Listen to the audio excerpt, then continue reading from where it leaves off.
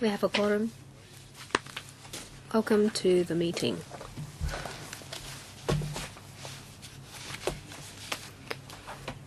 Item number 1, confirmation of meetings.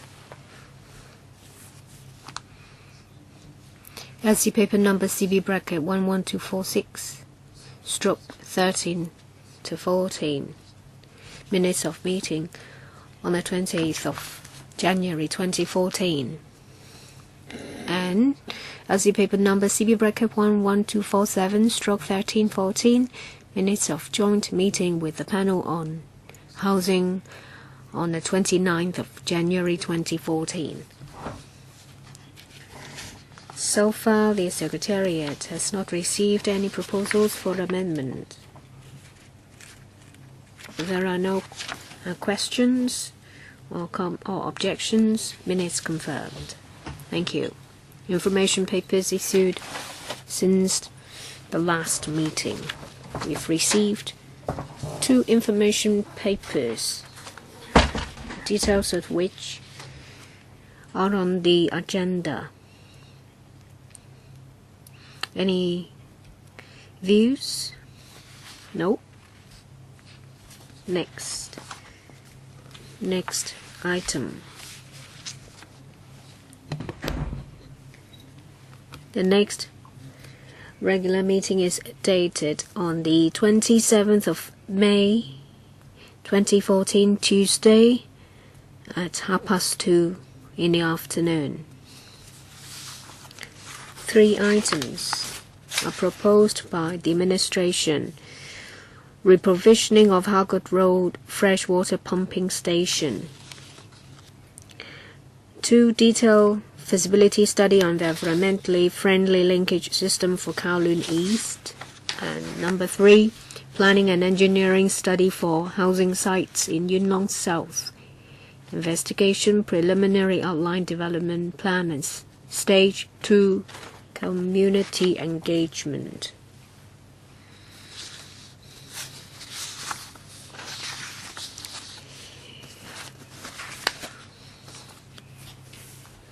I propose that for the next regular meeting time will be extended by 30 minutes so that we will have more time to discuss the items.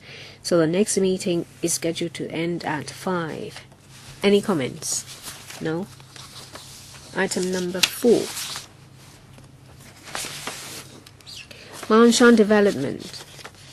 Roads, drainage and sewerage works at Whitehead and Lockwasher Phase 2. Please invite the administration to join us.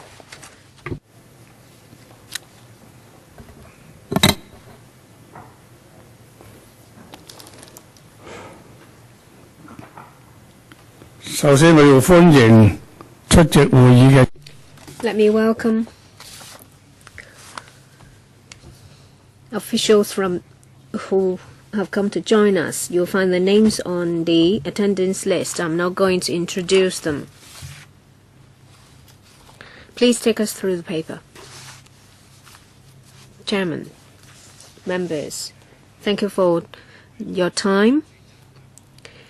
In order to tap fully the potential of recreation and housing potential of the sites, we have proposed to revise the Whitehead project to Cat A, and it includes an open space and also CDA 2 and CDA 3. We will also increase the plot ratio so that the development can be implemented by phases.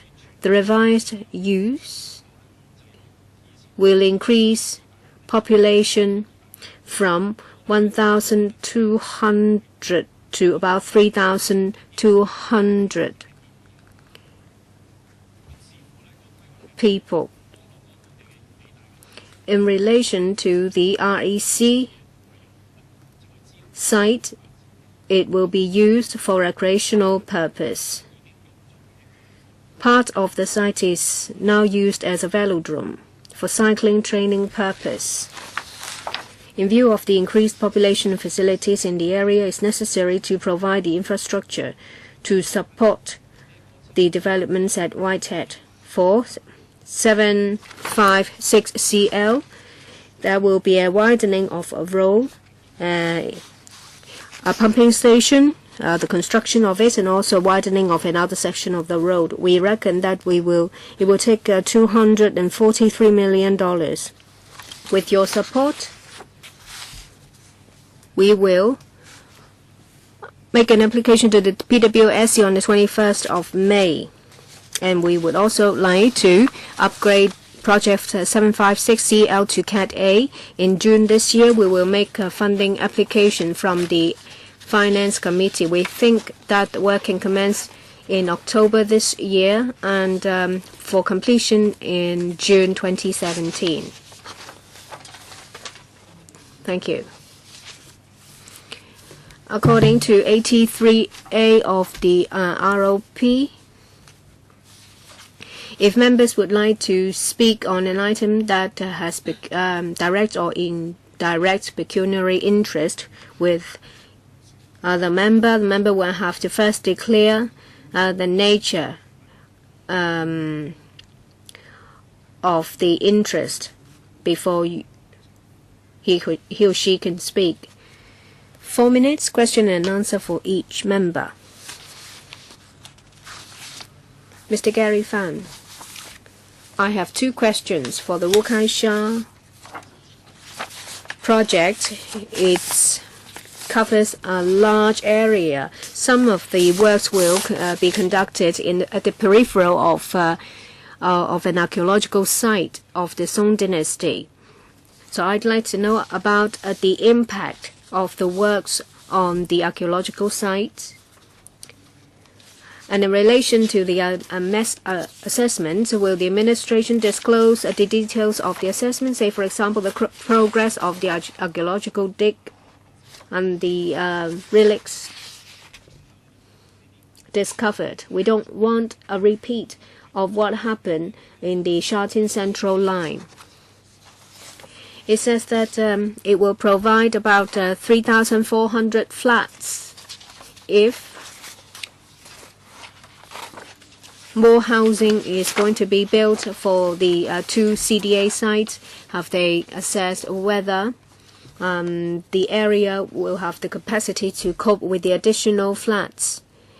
In relation to transport, would there be supporting facilities enabling residents to go to the MTR station? Because we don't want the footbridges to be the bottleneck before residents even reach the MTR stations.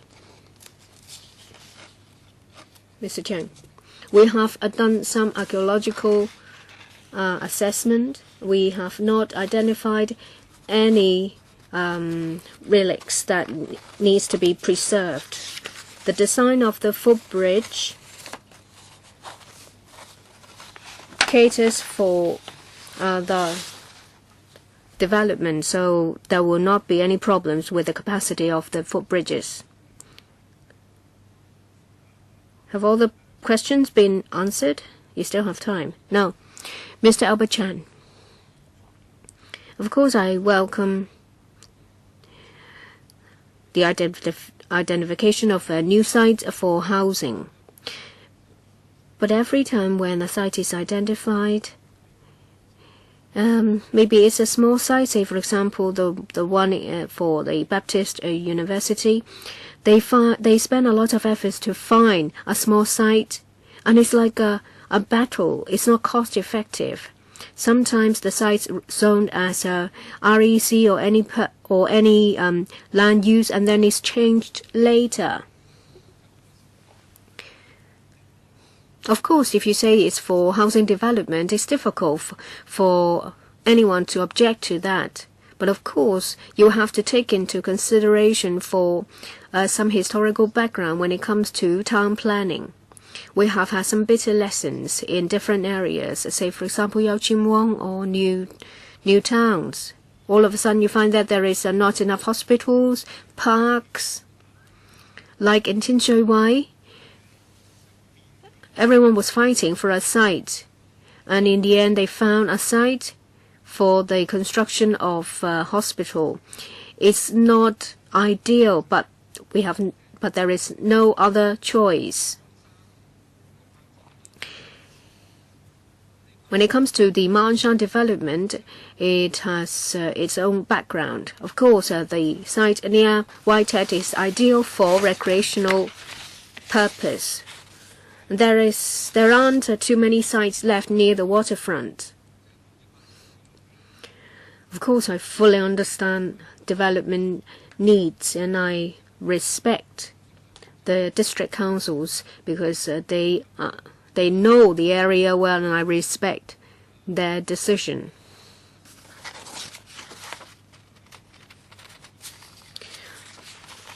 I know that there are some objections.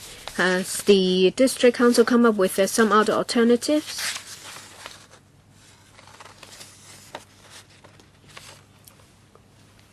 Thank you, Mr. Chen, for his views. Of course, when it comes to planning, we don't do it on a piecemeal basis.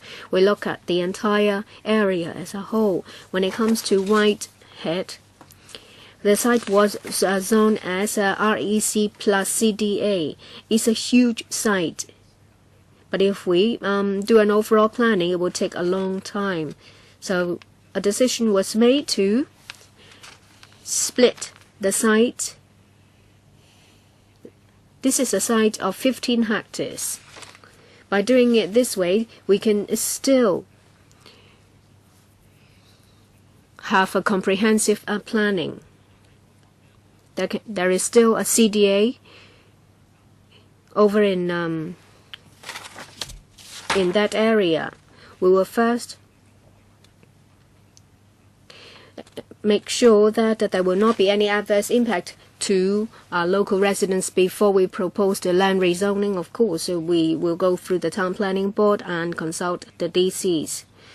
The DC in general has no objection to our proposal. When it comes to transportation and other supporting facilities, I can say to members that we will keep all the issues in mind, and we will do assessment beforehand to ensure that there are no problems. Are there any long-term planning for the REC site in relation to facilities or some permanent facilities there? So far, we don't have the schedule of the layout. HAB is working on the preparatory or advanced work. Currently, there is a velodrome at the site. It is temporary in nature, and in relation to the long-term plan, we will, of course, consult the public. Mr. Leung, I would like to know more about the pedestrian network. I see a pedestrian walkway, and I see that in lot 502 Shatin's town center there is such facility.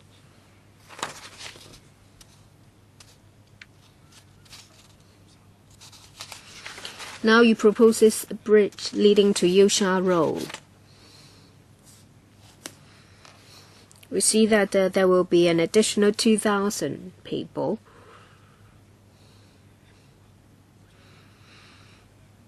What about future connection of the footbridges? Have you taken the overall situation into account? I'm just concerned about duplications. The Wukaisha station to Whitehead. I believe you have an idea about the pedestrian network. Some people will have to reach at grade level. And in relation to the CDA sites, why did you not take them all into account as a whole? I believe that residents will have to reach the at grade level, one point or another. I just don't want to see duplications of facilities because that will be a waste of money. Perhaps you will put in place conditions about facilities to take pedestrians down to a grade level. I don't want to talk about this in a piecemeal manner because I want to adopt a comprehensive approach. Mr. So, thank you for the opinion. Concerning overall planning for Whitehead and recreational use, it's located next to the waterfront. We have to provide good pedestrian connections so that people can be connected to Wuk Kai Sha Station. To its north, that is number 1 area, and then number 2 area, and then the Whitehead comprehensive development area. So inside the CDA, pedestrian connections and links to Wuk Kai Sha Station is one important consideration. This is why this is not an ordinary residential development but comprehensive development. This is a concept involving good connections to neighboring developments, but we are not going to put that in the OZP because that will create some limitations. How do we turn this concept into reality? We have to consider the layout of this area, and then the OZP will be submitted to the Town Planning Board for approval. Therefore, we have this MLP to govern future developments. There would be an overall layout with different links and connections, and Town Planning Board will be the party to monitor the situation. And when it comes to bridges and pathways, the width and the capacity, there would be assessments done, and the relevant figures can be reviewed by the relevant departments to ensure that the applicant has made reasonable assumptions. Thank you. Mr. Kwok-wai. On the other side, you can see Lok Wor Sha. This is an inner bay and also a beach. So in the entire design, what about sewage connections? Is there going to be upgrading work done so that Lok Wor Sha Lake can become an important recreational area? Because when we talked about NT East beaches, Long Mei Beach in Tai Po was selected. Some other people suggested the Lok Wor Sha area. So I suppose you have to consider the connection of sewage. Would there be any discharge in the Lok Wor Sha side? Can this place become another beach in NT East? Thank you. Mr. Cheng, concerning the sewage system, it is to cater the sewage discharged from the CDA. There's going to be a pump station to collect the sewage, and then it will be taken to Ma Shan and then outside of this area for treatment. We will ensure all the sewage created will not affect the local environment of Lok Wor Sha. I'm talking about the other end of this CDA. I don't understand why you refuse to consider that site as a beach. Perhaps it concerns the connection of sewers. Are you going to do a good job on this side so that Lok Wor Sha Lake can also be used as a public beach?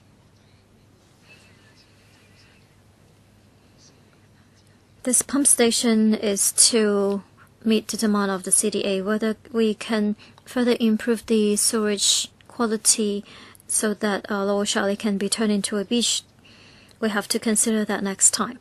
Perhaps they can provide additional information and ensure that the development will make good use of the neighboring environment. Because this is a very good beach.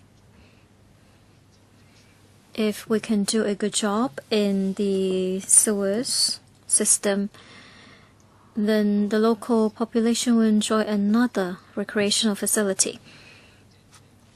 Concerning planning for recreational uses, we have not seen any progress. Is it possible that at our next PWSC meeting that the director can provide some basic information, for example, concerning Monshan, what facilities are missing or needed, so that we understand their overall plan and timetable? All right, thank you very much. Next, Ms. Emily Lau. Thank you, Chairman. I have a question about Appendix A, Enclosure A. I see a helicopter bringing people to the 24-hour pathway, and you can go all the way to Wu Kai Sha station. It is actually a long walk. How long does it take? How many minutes? And have you thought about doing something like in TST, travelators are provided between TST station and TST East. Do you think that's useful? People may be carrying heavy items. When you get to Wu Kai Sha station, will there be an elevator to the ground floor? Mr. So.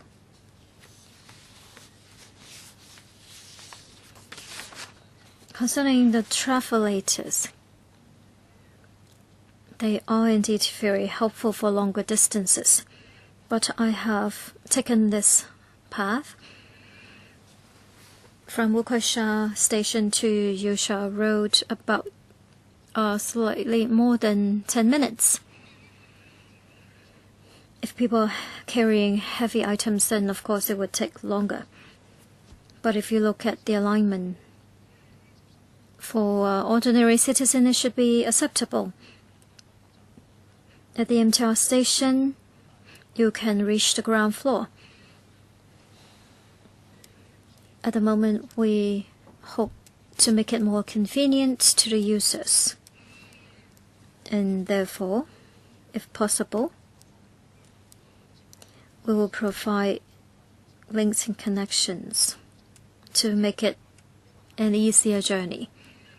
Walking for 10 minutes is not exactly a short distance. You said it's acceptable. You find many things acceptable. Have you thought about having similar arrangements like the TST station?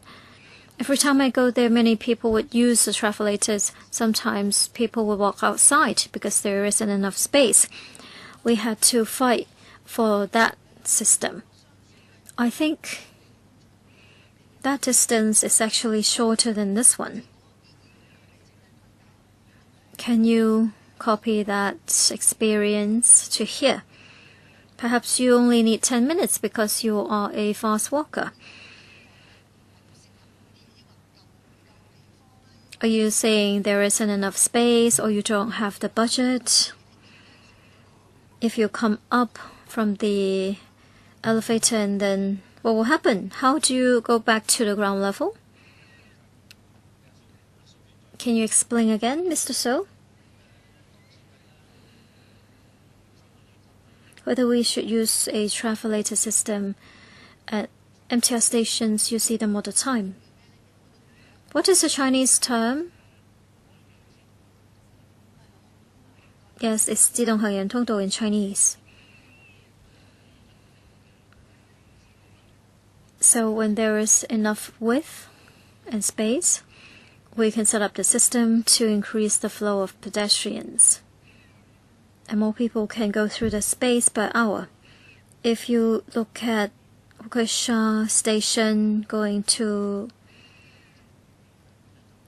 the neighboring areas, the flow of people is not going to be as heavy. So when it comes to cost effectiveness, the travelator system may not be the best option. And that is why we haven't thought about using that system. But for places where the flow of people is heavier, we would always consider the travelator system.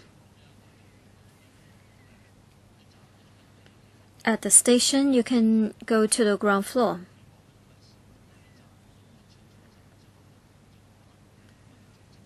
We would like to provide a more straightforward way to go to the ground level. We will consider using a platform. Yes, people can use it if they have disabilities.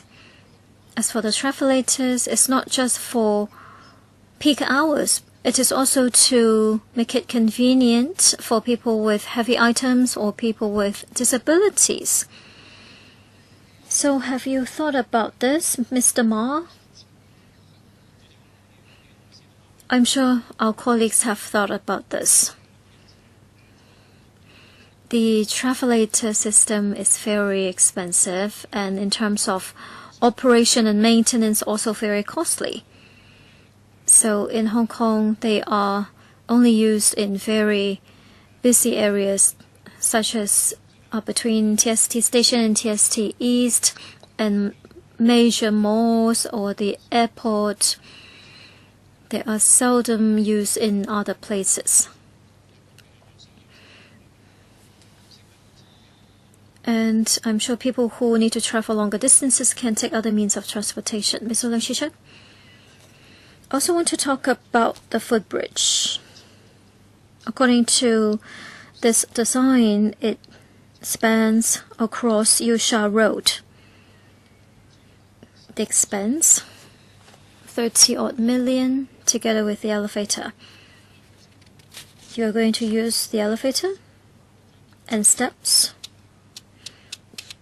and then you get on the footbridge, and then you can walk over to the Waukesha station. Concerning this design,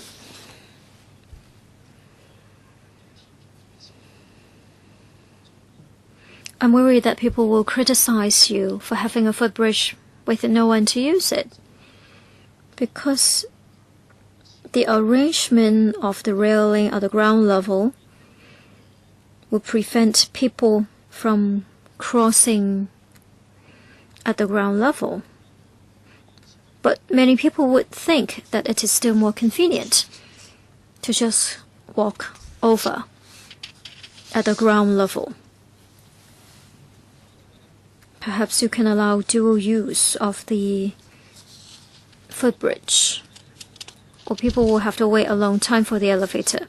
You talked about 5,000 people during peak hour.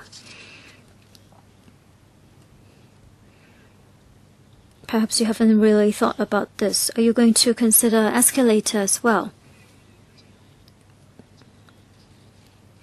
so that people can have easier access? According to your projection, the recreational site has been used as a velodrome.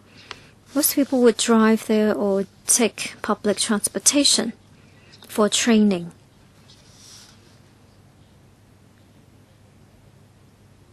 In other words, most people using the facility would not use this footbridge, but rather the Yusha Road after it has been widened.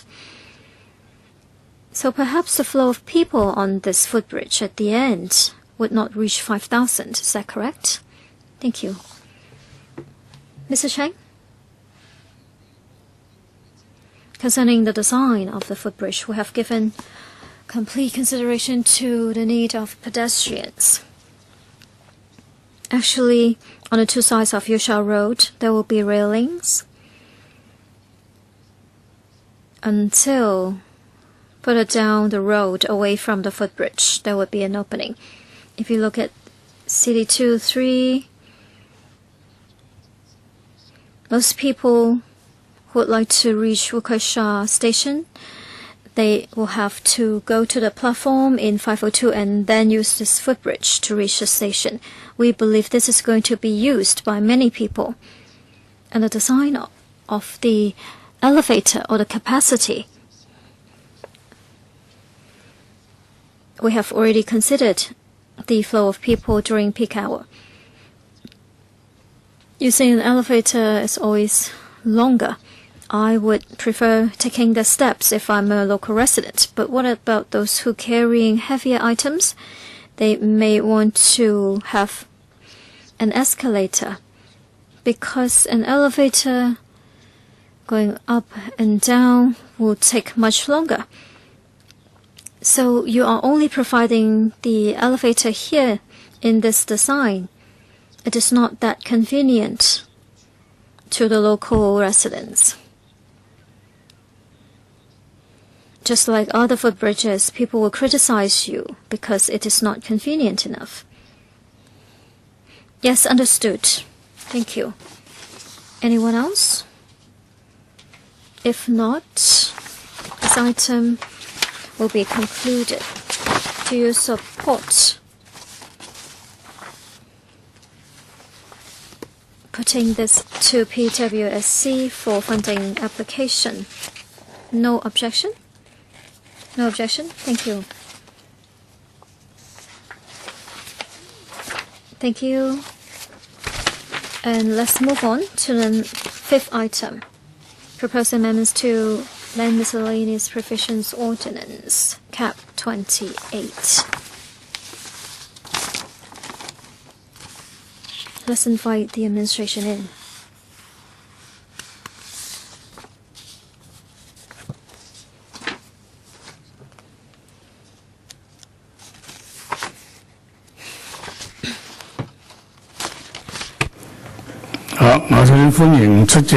Let's welcome government officials. I will introduce them one by one. The attendance list has already been tabled for your reference. Who would like to brief us on this paper? Thank you. Land is scarce and valuable resource in Hong Kong. Effective land management must ensure there is no unlawful occupation. Our colleagues mainly rely on Cap 28, the LMPO, to deal with unlawful occupation of unleased government land.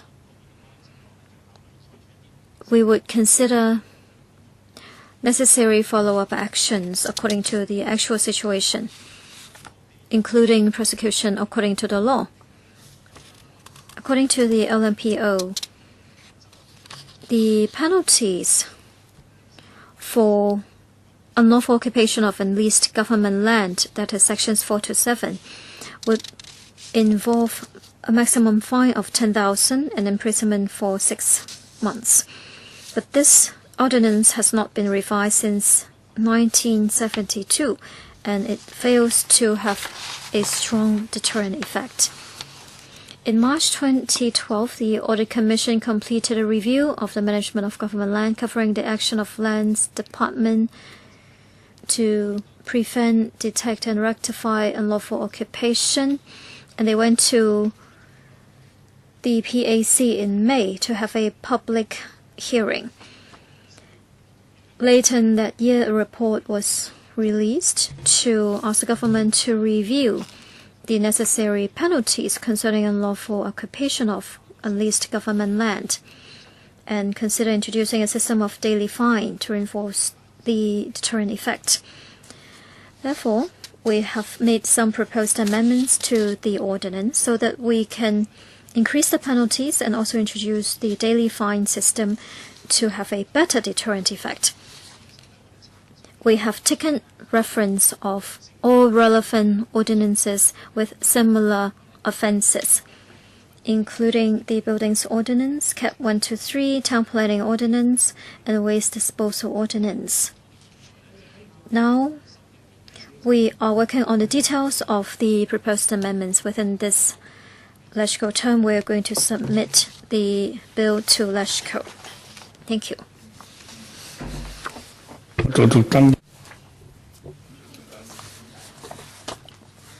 We have the following members who will be asking questions: Chen Chi-chin, Chen Yunhan, Vice Chairman, Chen Hongben, Gary Fang, etc. Chairman, well, the government always claims that there is a shortage of land. However, people always say that the government actually has a lot of land, but there are a lot of lands that are left vacant. Well, Chairman, you are from the New Territories. You must know about this. Now, when Hong Kong is in a difficult economic situation, the civil service size was cut to 160,000. And at that time, the Lands Department had a special team to take care of anti lands. But in the 90s, the whole team was abolished. That team was actually very useful. It handled a lot of disputes. So I asked the question at that time, didn't the government want to take care of the anti lands anymore? But nobody gave me an answer. I think it was in 98 or something. So I thought to myself, well, that will be a huge problem sooner or later. So that's why this problem is happening. A lot of people do not know that these are government lands, so that's why they're occupying them.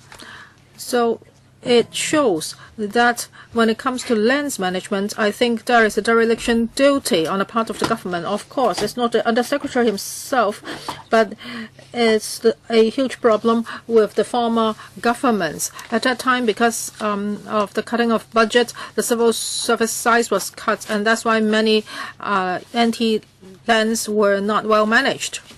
So in principle, I support this amendment, but I have several questions. Are you really going to do this? Is it because the Audit Commission criticized you, so that's why you're making the amendments? Or, well, I think that actually the public has less and less confidence in the government because we don't really know if the government means to do it.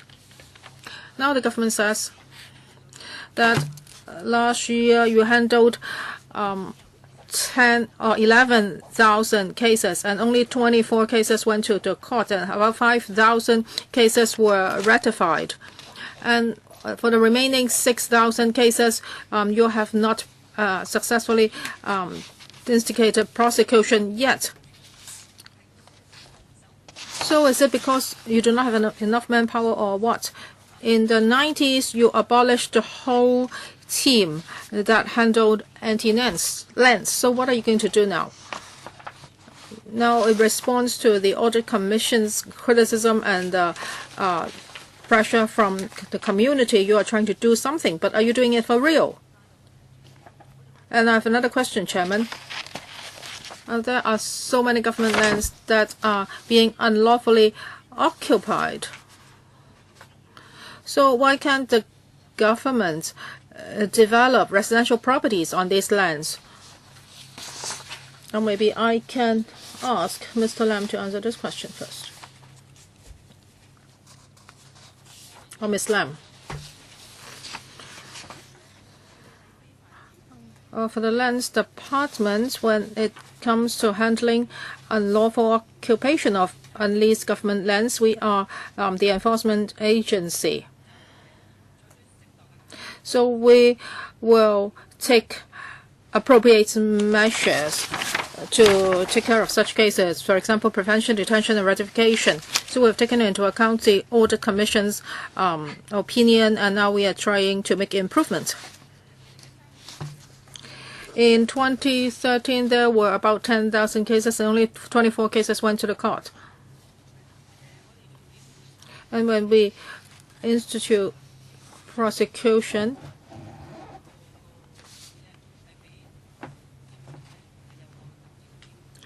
we actually want to give the occupier or before we go to the court, want to give the occupier a chance first. We will ask him to ratify the situation, and if within that particular period there's no ratification, we will take follow-up action. So most of the cases, the occupiers have taken ratification actions. So if nothing has been done, then our contractors will go clear the land, and if we can identify the occupier, we will prosecute the occupier.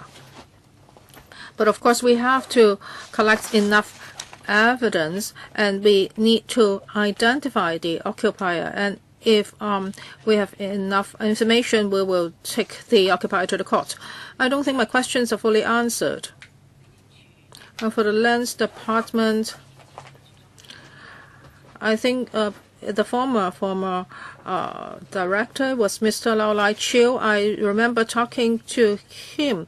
I asked him a lot of questions concerning anti-lands, and now you have such a huge unlawful occupation problem. Why is that? Is it because there is a serious shortage of manpower? You didn't answer this question. Ms. Lam? At the end of 2013, we have 6,500 cases, and we are still working on these cases. So these cases cannot be resolved overnight. We have to work on them. And from 2009 to 2013, when it comes to lands control actions, we have a team of 208 officers.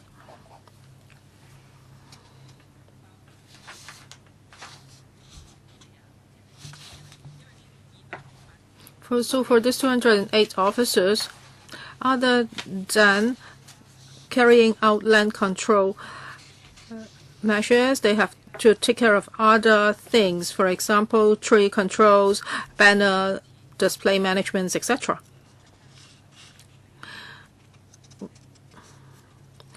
And we have seen a slight increase in the manpower handling lands in the past few years. Well, I'm not happy with her answer.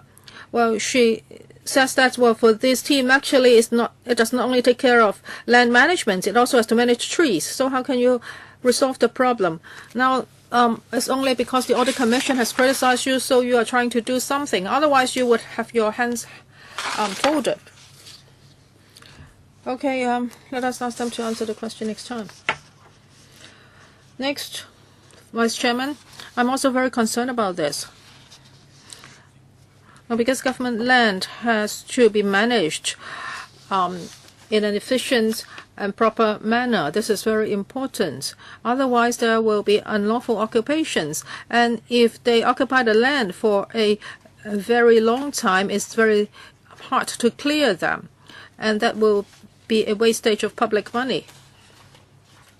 Now you are going to increase the penalties so that there can be a bigger deterrent effect. But I share Ms. Chen Yunhan's view. You have to handle the issue with a comprehensive manner. Now you have to enforce the law efficiently. So do you have enough manpower? Do you have guidelines when it comes to law enforcement? And have you considered how to streamline and expedite the procedures? Well, all these are very important for land management. We have a lot of government lands, and if the management is not good, you are inviting trouble, and you need a lot of people to do clearing, and then the occupiers will ask you for compensation and rehousing. Now you're talking about illegal structures on these lands, and actually, this is not only a problem about unlawful structures. Sometimes there are a lot of waste dumped there. And even when people want to turn these lands into farmland, again, it is impossible because the land is polluted or contaminated.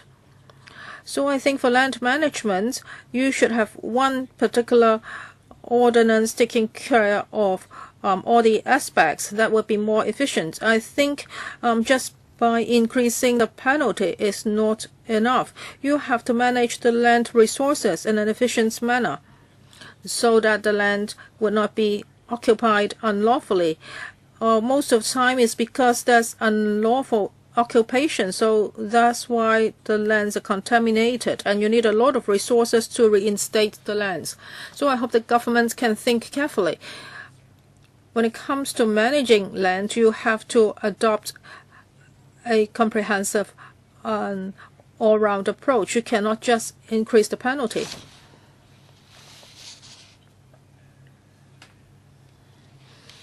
I would like to thank the Vice Chairman for his questions. I would like to reiterate the government's position when it comes to land management. Well, the government has attached a lot of importance to land management, and it understands that it's a matter of public concern. So in 2012, we heard the views of the Audit Commission and the PAC, so that's why we are putting forward such amendments. We hope that we can increase the level of penalties and introduce a system of daily fines so that the deterrent effect can be reinforced.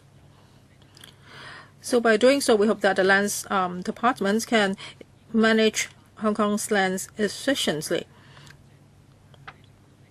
And when it comes to managing lands, well, the lands department would cooperate with other government departments because there may be different problems concerning such government lands. So we need to work with other government departments. I have a question. Do you have enough manpower first? As for manpower, maybe I'll ask the lands department to answer this question. So after enhancing the penalty, the lands department will continue to carry out its duty. And if you have read, well, if you have been following up on this, you may know that Mr. Wu Chi-wai had moved a motion concerning unlawful structures, and we have already enhanced penalty in that area. So we would step up publicity, and we would also beef up our law enforcement actions so that the lands department can do a better job. Now we are trying to enhance the penalties. This is just one of the tools so that a better deterrent effects can be achieved. Maybe Ms. Lam can also supplement.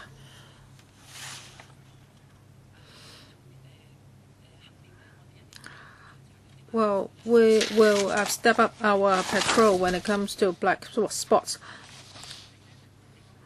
Well, but we know that there are many government lands, so it's not a simple job to manage government lands. If we have to ensure that none of the government lands is unlawfully occupied, we need a huge team, so that is not practical. So now we act upon complaints, and we will take action immediately. And also for prevention and detection, we will do more work, and there will be a number of measures, for example, stepping up control, and in areas where there which are more prone to unlawful occupation, we will beef up our patrols. Well, but you should use technology. How about aerial photos? I'm also very concerned about manpower. Well, you cannot save manpower. That would make you lose even more money. I'm sorry, Chairman, I'm using some extra time. It's okay. We want a clearer answer. Next, Mr. Ip Kwok Kim. No, the government is going to amend the ordinance in order to enhance the penalty, and I support that. Now, no matter whether it's in the urban areas or in the NT, you can see government lands being illegally occupied. And for years, these problems are not handled. Some are used as dumping sites, and for some government lands that are surrounded with fences, the fences are used for hanging commercial banners. So does the government really have manpower to handle all this? Even if the penalty is enhanced, can you really stop such activities? I am very skeptical. Because government land is actually owned by the public. It's a public property. So how can you enhance your management? You should come up with more ways to handle the issue. For example, taking complaints from the public. Well, maybe sometimes even when publics are launched, you do not handle them. Well, you are saying that if you discover that a piece of government land is unlawfully occupied, then you would ask the occupier to rectify the situation. So how much time would you give to that occupier? Even if the occupier moves, the land may be occupied by another person again after a while. So that piece of land will never be returned to the government.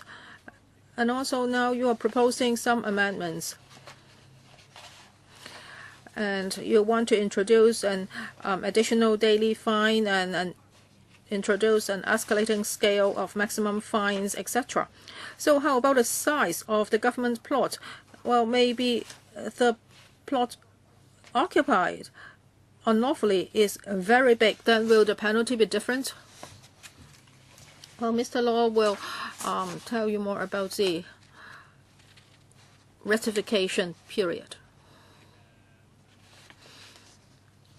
Thank you, Chairman. Well, according to Cap 28, we will post a notice, and under the law, it has not stipulated the period of notification. So when the Lands Department carries out its work, well, it would ask the occupier to move in a reasonable time. What do you mean by reasonable? For example, if there are just simple items put there, then maybe they would ask the occupier to remove the items in 1 day. How about the longest? It can be 1 month. And so for 1 month, what structures are there? You can demolish almost everything in 1 month. Well, some cases are simple, and we can ask the occupier to move in 1 day or 1 week. So our biggest principle is that we will ask them to move away as soon as possible. So we will have to look at the structures first, and then we will give them different lengths of removal time. As for the second question about size, as our Undersecretary said just now, well, we're still finalizing the details of the amendments. And we will take reference from the penalty provisions for offenses of a similar nature in other ordinances. Just now we mentioned these ordinances. For example, the Buildings Ordinance, Town Planning Ordinance, and Waste Disposal Ordinance. So when we finalize the details, we will also take members' views into account. So if the size is bigger, will the fine be higher? Well, our principle is that when we set the maximum penalty, the severeness of the offense will be reflected. Thank you. Next. Mr. Raymond Chen. Well, I also agree that the level of penalties should be increased, but is it a matter of a fine level or a matter of law enforcement? Now, this piece of legislation has never been revised since 1922. So how much has the rent increased in this past decades? Now, even though this maximum fine of $10,000 is increased to $1 million, if you do not enforce the law, if you do not have enough people to enforce the law, then still it's a toothless tiger. So what is the enforcement practice now? According to paragraph 6, it says that from 2008 to 2011, there were only 21 cases. So it's not about a matter of fine level is that you didn't really enforce the law.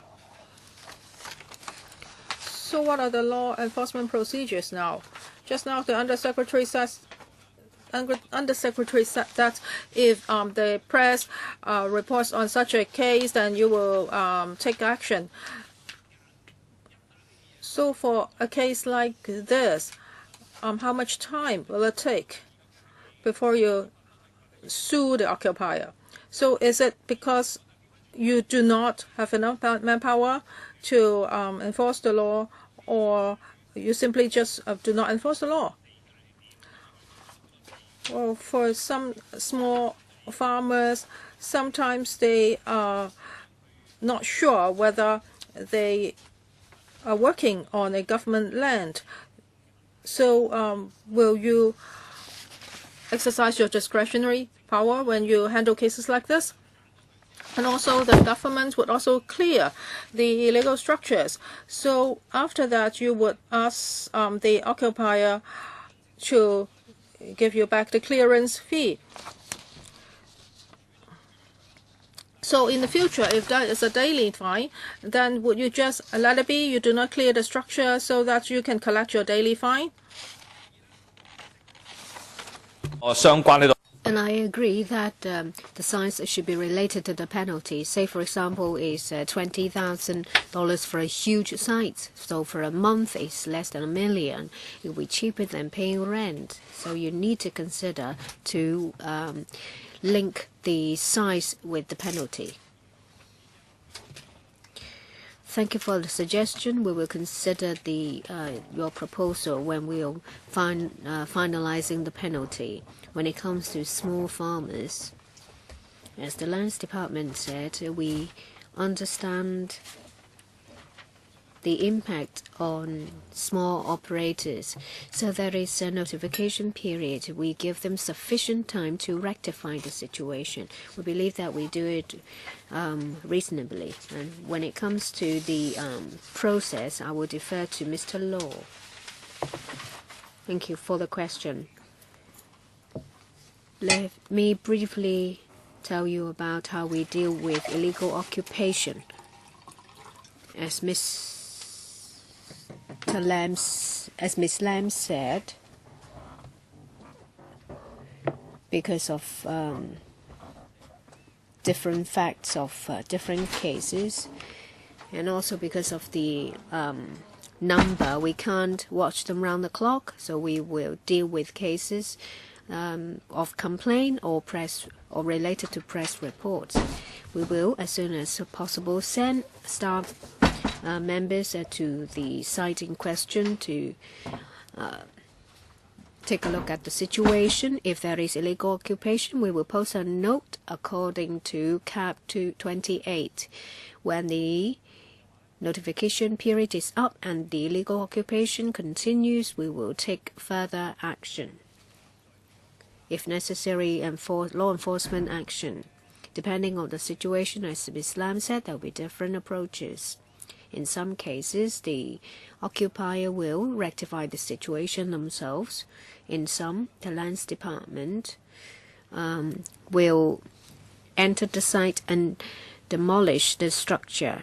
And sometimes it's under the purview of other law enforcement agencies, so the case will be transferred to them.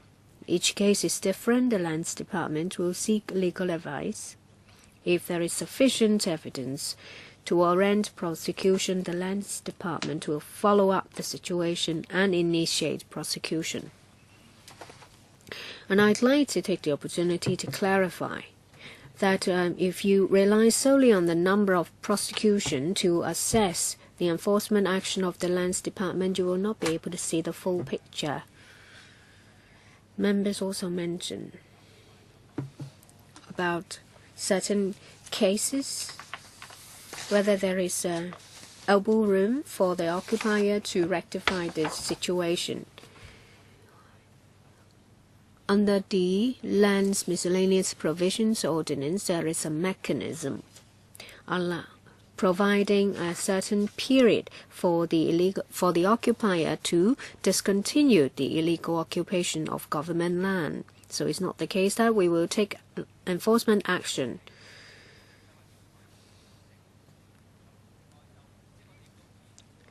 Occupier has the opportunity to rectify the situation. When we're working out the penalty, we will take into account the suggestions, including member suggestions that the size of the site should be linked to the level of penalty. When we're formulating maximum fine, we will find a way to reflect the gravity of the case. When you receive complaint and take enforcement action, is that an average time? What is the period you're talking about? We're talking about amending the law, but we don't even know about the enforcement situation. Every case is different, so it's difficult.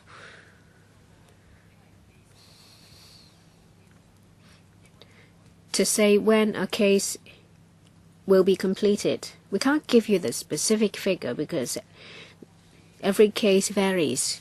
For cases involving safety issues, so you don't have any statistics. What about an average time required to deal with the cases? We don't have the average because every case is different. We can ask the question next time. Mr. Chen Hang-pan, thank you.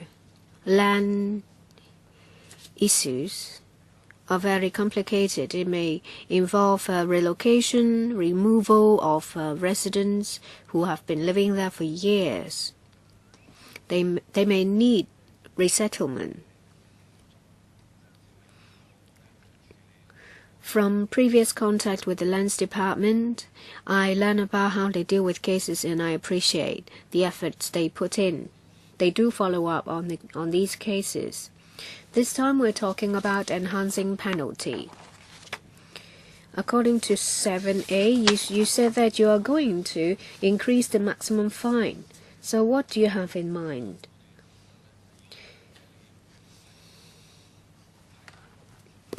If the maximum fine is increased to an excessive level, you may have overdone it.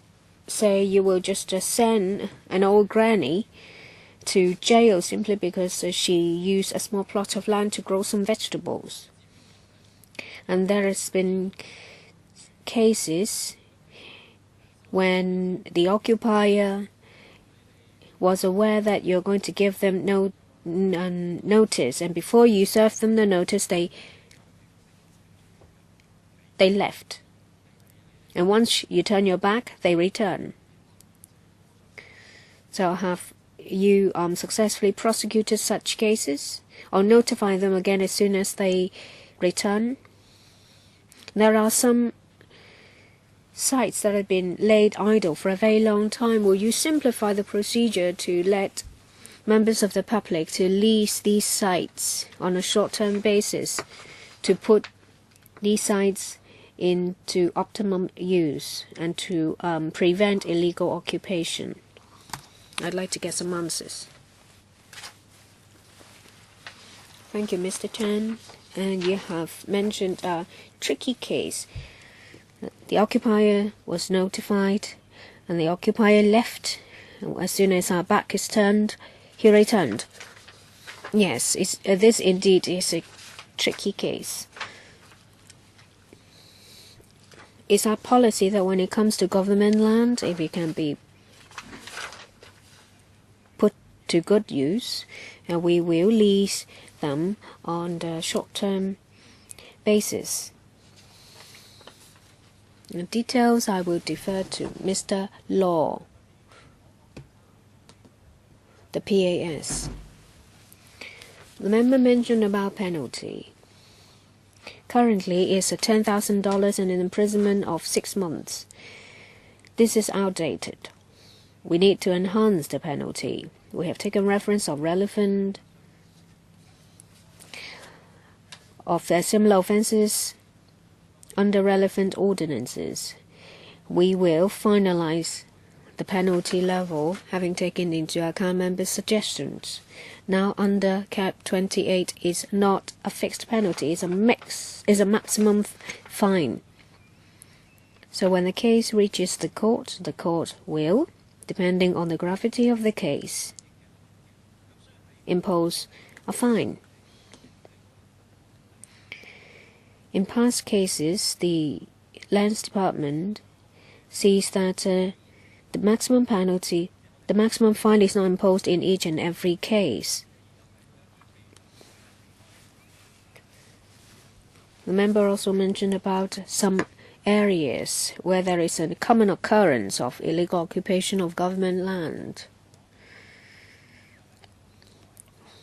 If it's a black spot, the Lands Department will consider possible measures to prevent future occurrence. Say, for example, erect fences or enhance inspections.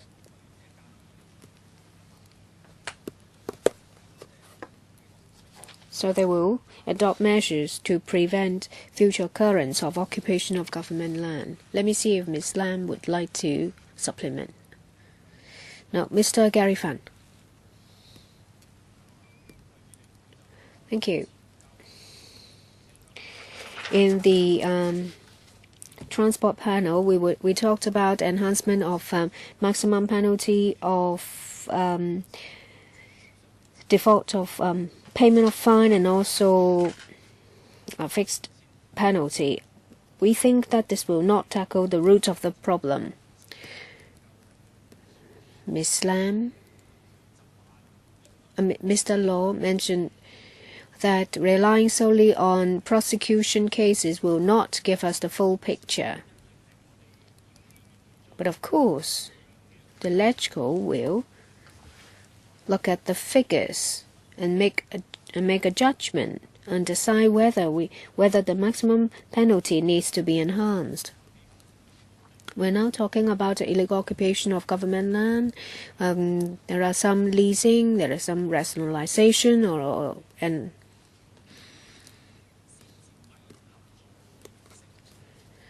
so some cases are dealt with by occupation first and then asked for to lease the site later. It's the impression of the public that the Lands Department has not done its best to take enforcement action, and they are unfair. If a rich person illegal occupies a site, paying the penalty is just pittance to them, but the impact will be bigger for an ordinary citizen. And therefore, the latter case, there'll be more deterrent. Between 2007 and 2009, there are over 50 cases, and you see that for two celebrities, you see that they occupy the land first, and then they lease the site later. Li Ka-shing in his Deepwater Bay, and in Lam Island, another celebrity named Lam, and there's also another site on an outlying island. It's been used by a rich guy as his garden. Increasing the maximum fine will not increase the deterrence effect. It will only make the unfair approach of the Lands Department more apparent. Ms. Lam.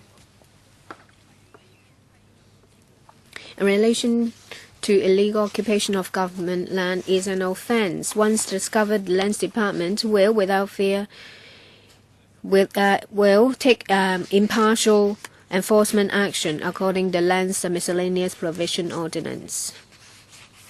In relation to the number of cases cited by the member,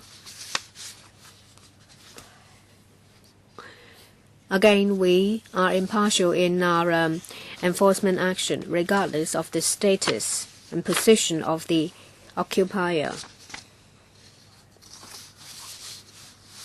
There are suggestions that they will make an application to rationalize the illegal activity. Any illegal occupation asked to be rationalized will be dealt with very stringently by us when it comes to their application.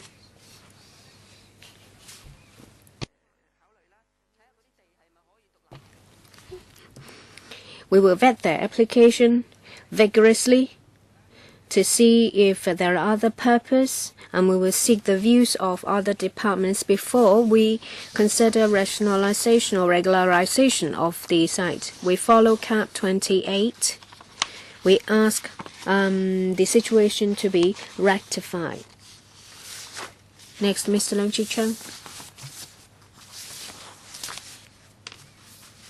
I think Mr. Gary Fan will have to ask Mr. Albert Chan about using it first and then ask to lease it later. They dug up some newspaper clippings to ask questions. This is an old piece of legislation. It was enacted in 1972. It's difficult for the Lands Department to use this to take enforcement action. And of course, on top of that is manpower shortage. You are asked whether there is a manpower shortage. You dare say you don't dare say yes. You now ask for an enhancement of penalty. I think it will be weak. You still use the old approach. You only take action when there are complaints. And when there are problems, you ask the occupier to make an application to lease the site.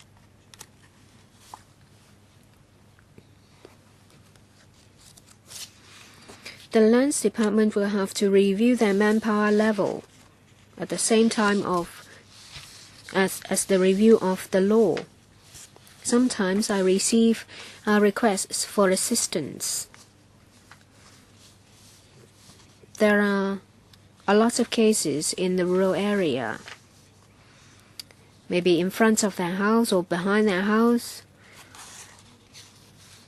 There is government land. They've been using it for decades to park their cars, and then all of a sudden they receive a notice saying that there is illegal occupation of government land, and if we endorse your proposal, there will be a daily fine. That will scare them to death. When Mrs. Carrie Lam was the Secretary for Development, I think she saw things differently. When it comes to government land laying idle, would you make full use of them? You make the information available on the internet and tell the public that if you want to use it, you will have to make an application, and then the government will make more of an effort to vet the applications. In this way, you will get a revenue, and the public will have peace of mind. They don't have to live in fear that they may receive a notice of illegal occupation any day. There has been a case when they erected a house. It straddles on private land and government land, and the occupier received a notice saying that half of his house is on government land and he needs to demolish that half. Some answers, please. Thank you, Mr. Leung. Thank you for your understanding that this ordinance was first enacted in 1972 and is outdated. And when it comes to enforcement manpower, I will defer to Mr. Law. We understand members' concern. This is also the issues raised by the Audit Commission and the PAC, that the Lands Department should optimize the allocation and application process of the use of government land. The department has also put in place improvement measures. Say, for example, in some black spots, Lands Department asked the District Lands Office to mount certain to launch some programs, and to put in place our priority schemes to deal with cases. On top of that, and they have revamped a land data system which will be completed in the middle of this year. This facilitates government land management by the department. Raising the penalty is one measure. If necessary, we will liaise with the district office and district council. I think we share the same view. We want to have a more effective management of government land. In relation to the cases, it's not appropriate for me to comment on them here. Maybe they will be followed up after the meeting. In relation to idle government land, Mr. Chan Hang Pan mentioned this, but I did not answer him. I apologize. When it comes to idle government land, government sites that have no long-term use, the Lands Department will conduct an assessment and make a list of these sites. The lists are uploaded onto the internet for the reference of district councils. The information is regularly updated. These sites are suitable for short-term tenancy. If the district council knows about a certain person who is interested in using the site, then they will find the information on the internet and can approach the department. So we'll use this procedure that involves fair competition to lease out the land. So Wong Kok-wai? Concerning land management, I suppose you would agree that the performance of the Land Department has not been satisfactory so far, and the Audit Commission has already pointed out the problems. I suppose we support in principle concerning the amendments, but other than increasing the level of penalties, what about other concrete work that has been performed? I understand that a bills committee will be formed to look at the bill, but I also hope that our views expressed today would be incorporated. According to the audit's report, you need to update the information system. Between mid-year and the end of the year, you said you would complete the work.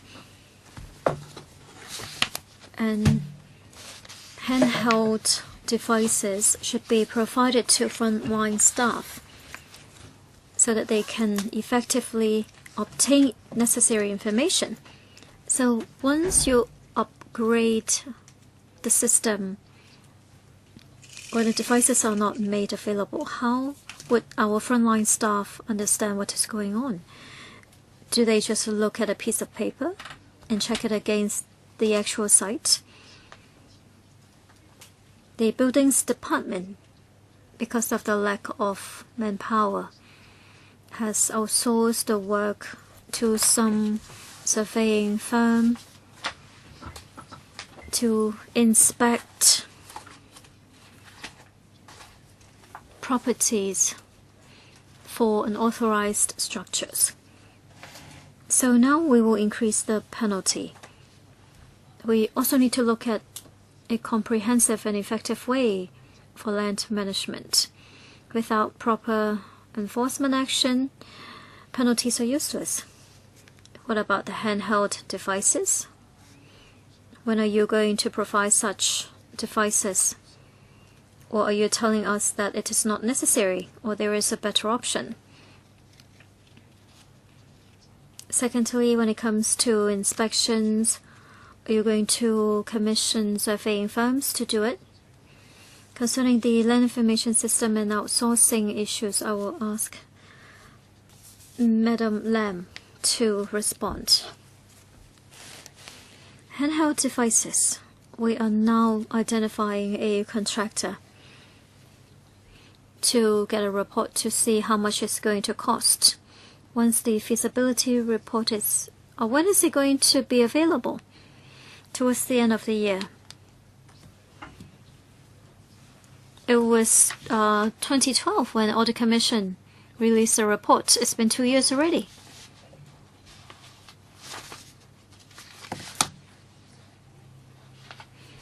The land management information system will be implemented towards the end of the year.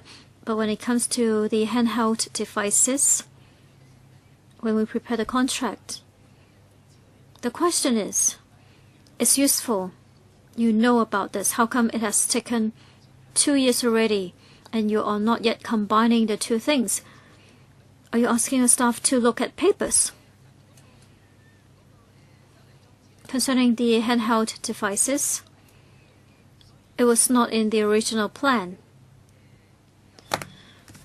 So we're looking into the feasibility.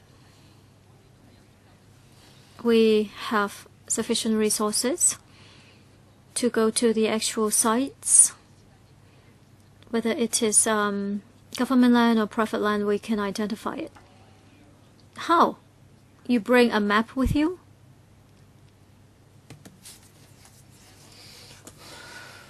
We will provide the information afterwards.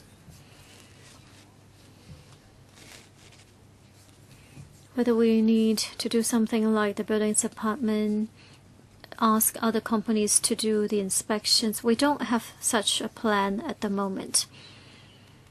And of course, we have too much land in Hong Kong, so we will pay attention. Madam Xiang,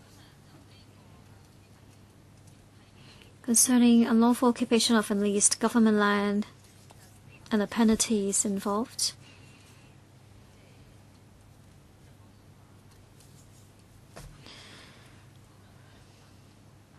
If you want to write a piece of law, you need to consider the angle so that good intention is not turned into a piece of draconian legislation. Some people have occupied government land out of malicious intent. They have removed some trees. So it's a kind of theft. They occupy the land to run a business in some cases. So that is also wrong. But sometimes we see some hikers, because there are many trees along the way, blocking the way sometimes.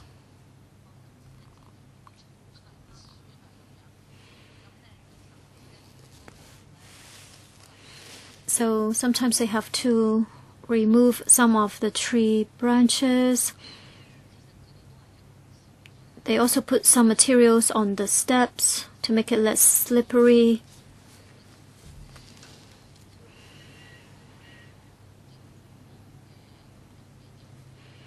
And sometimes near government land, people would plant something to make the environment nicer. It is not commercial use. They just want to beautify the environment. Sometimes they even plant more trees. Is it possible that they may contravene the law? I know we have to consider many things before drafting a law. I hope that you can consider the intent may be a kind one. Would these people be exempted from such penalties?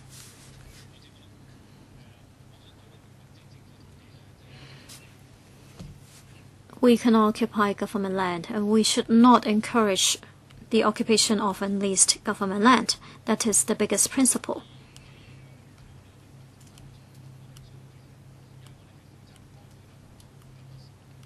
We represent local people to manage the government land. So, yes, we will handle it.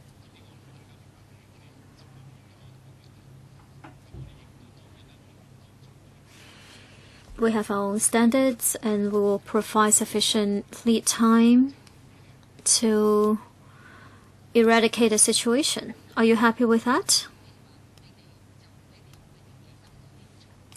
You are not going to remove the branches or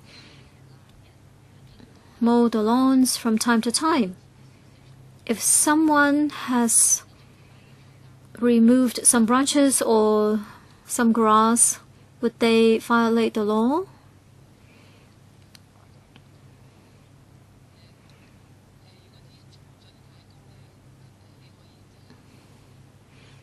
If the grass is too long, members of the public can tell the lands department and see if we can help. Next, Mr. Leung Kwok-wai will just walk away from the grass. Problem solved. Unauthorized structure is definitely a kind of occupation of government land. Otherwise, it wouldn't be such a big problem with CY Leung. You cannot just offer land premium. Carrie Lam undertook to resolve the problem of unauthorized structures, but I think she is just bullying people with no money or no power. 20 billion future fund, 50 billion for a pension fund. Nothing happened eventually. You are deviating from the topic. I'm talking about power. If you want to do a good job, you need to find the right tools. Originally, you did not consider the handheld devices, so are you going to do it or not? If you don't need them, just tell us. They're not necessary because of very well-trained staff. They know everything once they get to the site. But you're not doing that. So your answer is really not satisfactory. I have received many cases. Unlawful occupation of government land. Many stories are packed with tears and blood. There is this furniture shop. I already told you to inform Chen Maobok. The operator moved to Shangshui.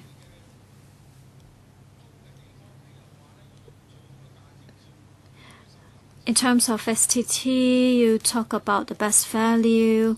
People are just trying to make a living. They cannot afford to have the furniture being exposed to the sun and rain.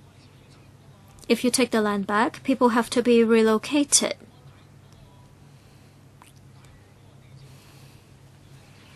The typo land officer came with those two guys. They are not young people. They were crying. They were told that STT will only be considered if substantial economic benefits can be created. What about this case in Shangshui? 1,000 square feet in the front and then another 1,000 at the back. People have no space. And one woman threatened to commit suicide. Can you allow people to buy 1 foot to create a path that is only 1 foot wide? There's this old lady who has to struggle to get through.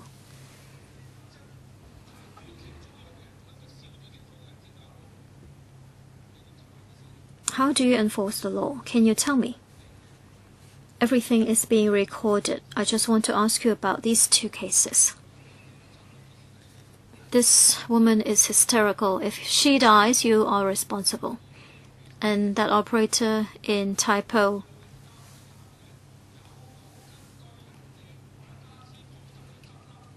that furniture shop is about to close down. Can you recommend it under STT arrangement? Instead of leaving the land vacant to grow grass. What policy is this? You always criticize me for being very agitated. Would like to use this time to talk about those two cases. Someone is threatening to kill herself. Do you want to reply? We already have the cases. Typo and Shengshui Lens Office. Fernando Chen. Thank you, Chairman. Concerning occupation of government land or unlawful occupation, I'm talking about increasing penalty. Sorry, I rushed back from my class at the university. We have analyzed some cases. Our farmers have used government land for farming purposes and the government wanted to take the land back.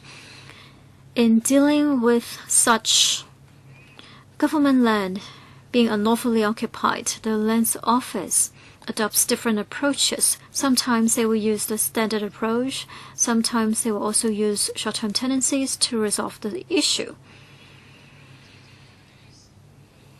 So when are you going to adopt the standard approach? And when would you insist on clearing the site and refuse to allow it to be leased in any manner? There is a lack of transparency in this decision-making process. There is this community group that pointed out some more famous cases, including rich people,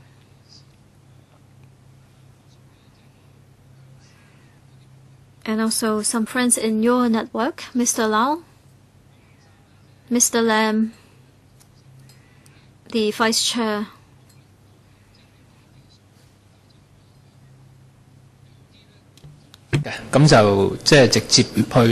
of the Rural Committee.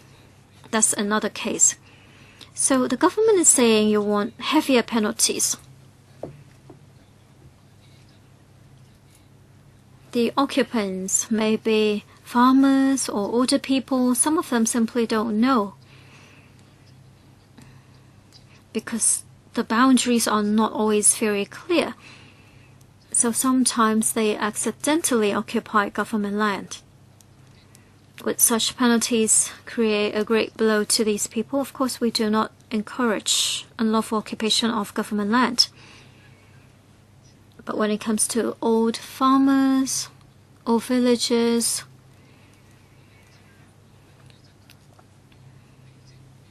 can you allow some flexibility? And what about law enforcement? The 4 ways in dealing with unlawful occupation. What are the criteria relied on? First of all, I would like to thank Mr. Zhang. I know that there's always been unlawful occupation. Now we will put up a notice and give sufficiently time for the person to eradicate the situation. This has always been the standard approach. As for the details, I will ask Mr. Law to respond. A few members mentioned we don't want to overdo anything. When we responded to other questions, we already mentioned that in dealing with unlawful occupation of government land, Lands Department will adopt different approaches. Not every case would end with persecution. So there is a major principle we would like to create this room for the occupants to stop the unlawful occupation. So we want to have this room for related parties to eradicate the situation before they are deemed to have broken the law. According to our statistics, the majority of the cases have been handled in such a way. As we have said, in terms of law enforcement, we would not consider the background or the status of the person. We would be fair to everyone As long as there is unlawful occupation, the Lands Department will carry out the necessary law enforcement actions. And we will consider the final handling of the case according to the details of the case. For example, perhaps it is an old lady or old farmer involved. That is the basic situation, and we believe that our members here share our view and position. We'll see if Ms. Lam has anything to add. In terms of enforcement, there are a number of principles under the standard approach. For example, can the land be segregated, whether it is suitable for the person to use it, so on and so forth.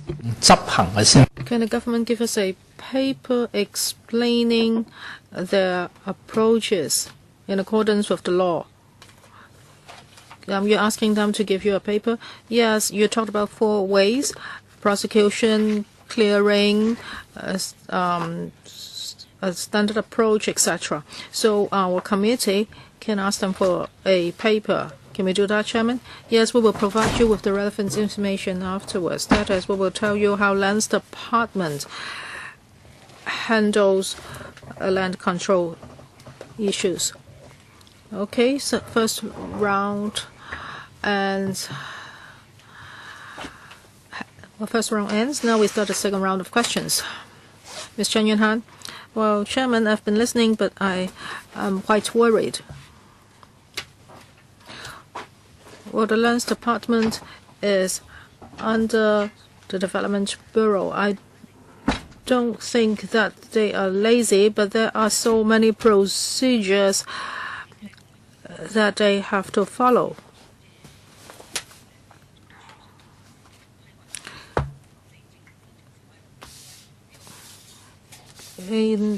You had a committee looking at this in 2004, and you have been doing something about this since February 2004. You had numerous meetings, and now we are 10 years after, and this is still not done.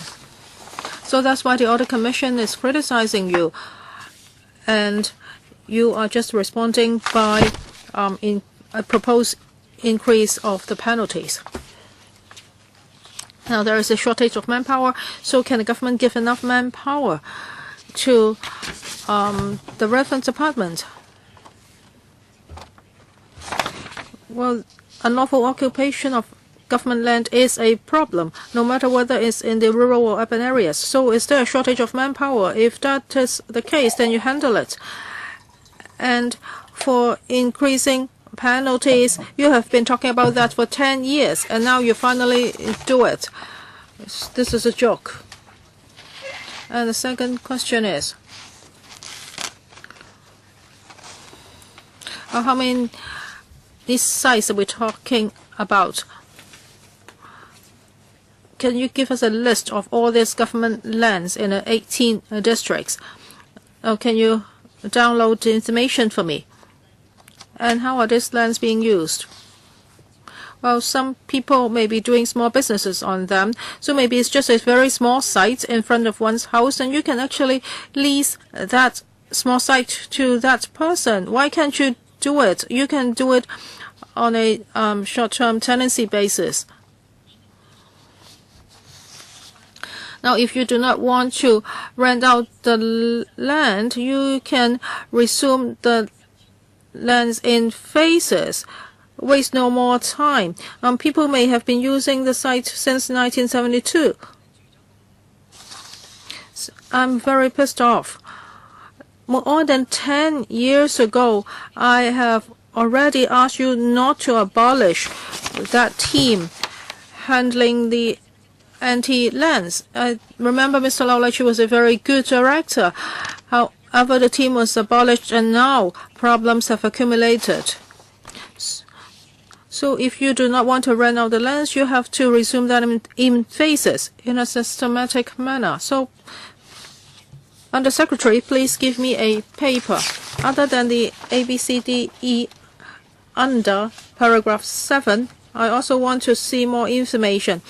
do you have other management tools, and how many lands can be rented out? And also, can there be short-term or medium-term development on certain sites? So, Mr. Ma, can you talk to your bureau? Shortage of manpower, handle the issue. You can't tell me that you can do it because now it's in a mess. So something has to be done. So can the Undersecretary answer my question? Yes, Ms. Chan. Yes, we can provide you a list of rentable land after the meeting. As for penalty, we hope that penalties can be increased as soon as possible so that the deterrent effects can be enhanced. And how about short-term, medium-term, and long-term uses of different sites? Please let us know. Well, yes, we have a STT list. I'm not talking about STT. I'm talking about long-term, medium-term, and short-term uses of different lands. Yes, that will take some time. I will give you replies in batches. I hope I don't have to wait for another 10 years. Mr. Gary Fan, when I asked my first round questions, I just used 4 minutes, and some members have used more time than me. So I hope the chairman can pay attention to this and give me more time. I want to follow up on my previous questions. I hope the government can give me a full and honest answer, no matter whether it's for my question or for my colleagues' questions. I want to ask about the unfair ways of law enforcement. I'm not just talking about those cases that are reported in the press. And in Chapter 7 of the audit report number 58, 2 cases were mentioned. That is, the occupier unlawfully occupied the lands first, and they use them for running business. One builds a structure on it, runs a shop, and the other display illegal banners, and he also provides food. And first, these people occupy the land, and then the lands department gives them a permit to make use of that land. I have handled a municipal village case, and that case has shown how unfairly you have been handling the cases. Now we are talking about a site of 50,000 square feet, and there's no structure on it, but you refuse to handle the case as you have handled other cases. And there was an open tendering exercise, but you have never explained the standards you adopted for the tendering exercise. So there were different ways of handling the different cases. So I would like Ms. Lam to give me an explanation. How can you ensure that the public that you are using the same benchmark? And before you answer Dr. Fernando Chung in writing, can you explain to us right now? With regard to standardization, I mentioned just now that we do not encourage unlawful occupation. And if anybody does this and then apply to us for leasing the site, we will be very careful. Now, for that municipal village case, well, we have to look at several conditions. Now, can that site be separated independently? This is one very important factor. As for other cases,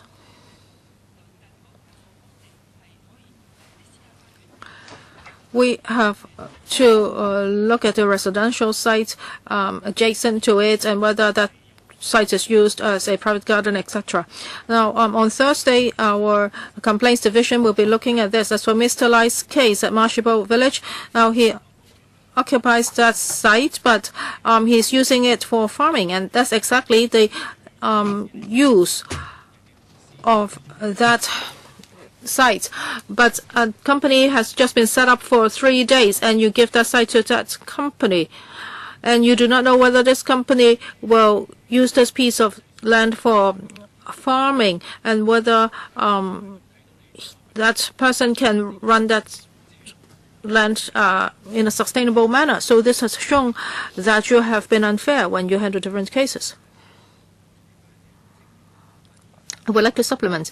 Well, Mr. Fan says that there will be a case conference on Thursday. So for the details, we can discuss them at that meeting. I'm talking about your way of handling cases. Yes, for details, we can talk on Thursday, but I'm talking about the policy. Now you want the Legislative Council to endorse your proposed increase in penalty. But if we give you the power, you have to enforce the law in a consistent and fair manner.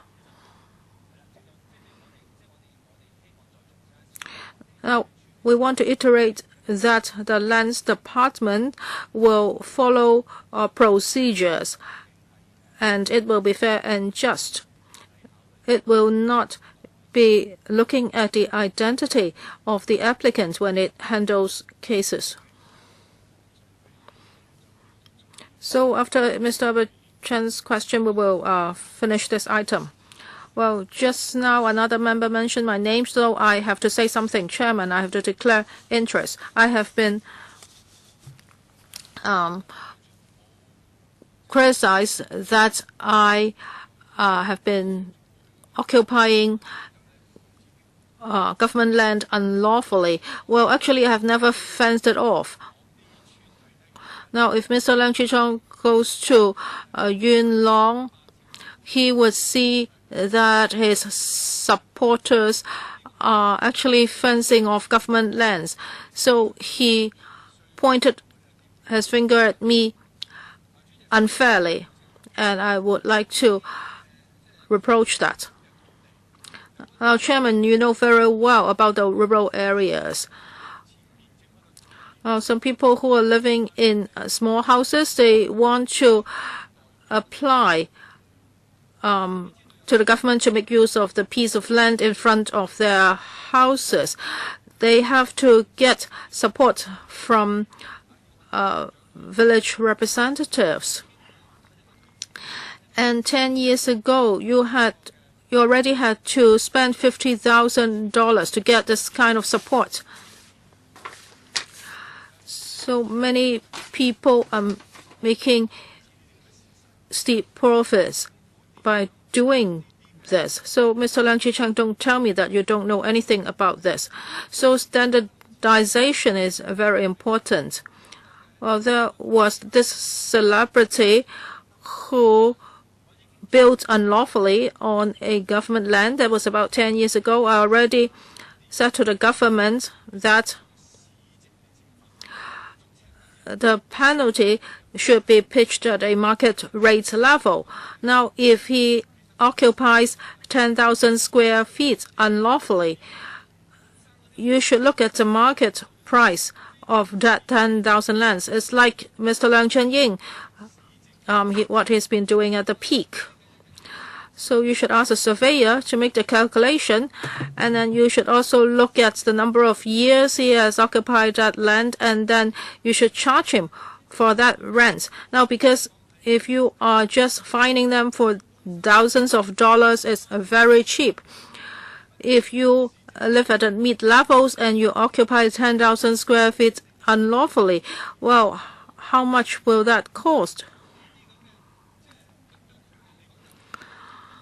So for farmers, if you fine them, of course, they would think it's a hefty sum. But for rich people, this penalty is nothing. It's like paying government rent. So you have to look at the market rate, and then you set the fine at that level. It will work for the poor people, but for rich people, it's nothing. So this is a lopsided policy. This is still chicken feed in the eyes of the rich. I would like to thank Mr. Abachan for his opinions concerning penalty levels. We will take your view into consideration. Now, 12 members have already asked questions. And does anyone want to supplement? I have just found some information. There is this news in the paper. Chairman, even for your house, there was no public tendering, and you have been renting a government land on STT. Is that a fact? Chairman, can you clarify? This is from Apple Daily on the 13th of March. It also talked about Li Ka-shing, our richest man.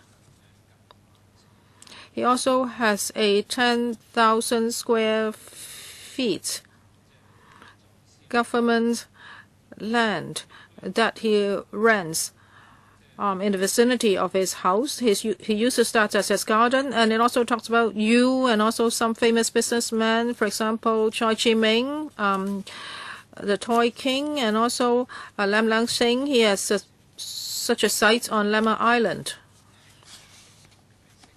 So if the government does not give us a clear explanation telling us that it has been enforcing the law fairly, it's just not acceptable.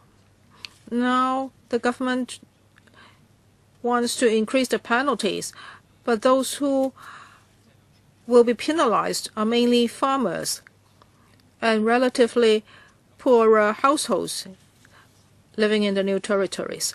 So if we support this increase, then we are helping the government to treat these people unfairly. Now, of course, unlawful occupation of government land is not right. We do not support that. Well, the government says that, well, the Audit Commission and the PAC supports such a move. However, well, I don't think this is the appropriate platform for you to raise such questions. Maybe you should direct your questions directly to the government. Well, first of all, Chairman, would you clarify what is reported in the news? I will not clarify. Well, as to what you can do, you can make your own decision. Well, I would just like to express my view. I cannot support the government's paper. Okay, let's move on to the next item then.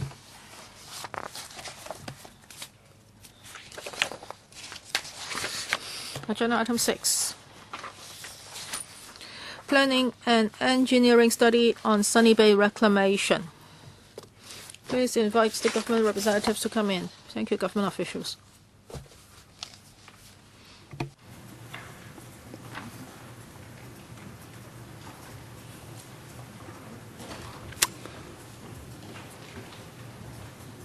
Let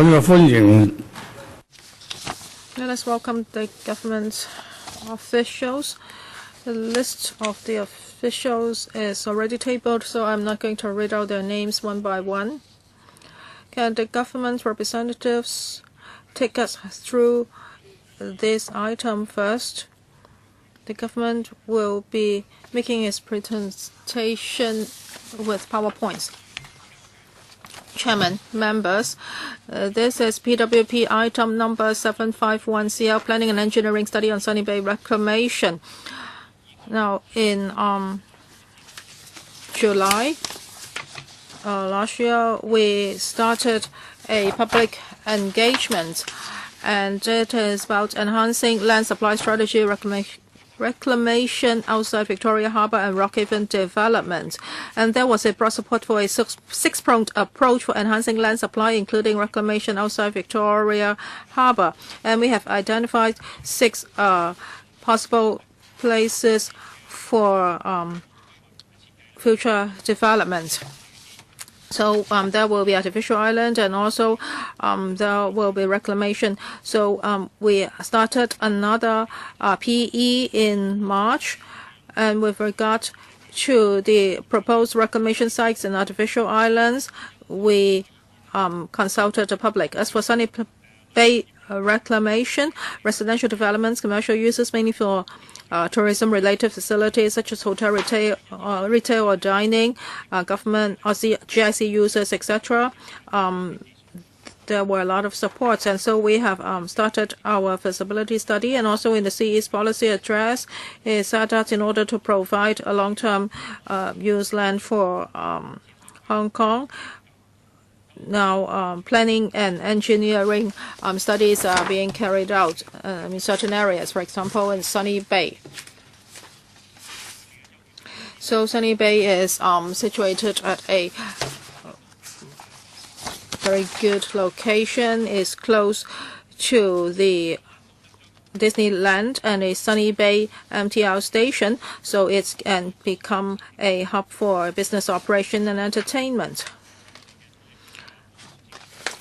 Now I would like to ask Mr. Robin Lee, Deputy Head of Civil Engineering Office, to take members through the PowerPoint presentation. Now let us first look at the study area. Please look at the inner circle.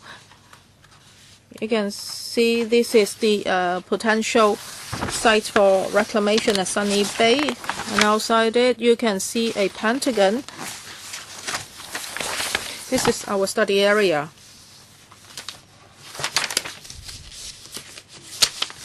And we will have to conduct EIA study. And if reclamation is to be carried out, we will have to look at its impact on the environment. And the area to be impacted on will be within this pentagon. In our study, we will look at several areas. First, in relation to the reclaimed area and adjoining land base, we will formulate a recommended outline development plan. Let's look at the slide. We will look into the possible uses, say for example, tourism-related facilities, catering, F&B, retail facilities. There are opportunities of the area to be developed into a business, an entertainment hub. It's also suitable for recreational facilities. We will also explore whether this can be used as a helicopter base for the government flying service. If it's feasible, we will relocate the facilities from the airport island to release that site on the airport island for other uses. Apart from planning, we will also conduct an engineering study to establish the reclamation extent, land uses, and technical feasibility.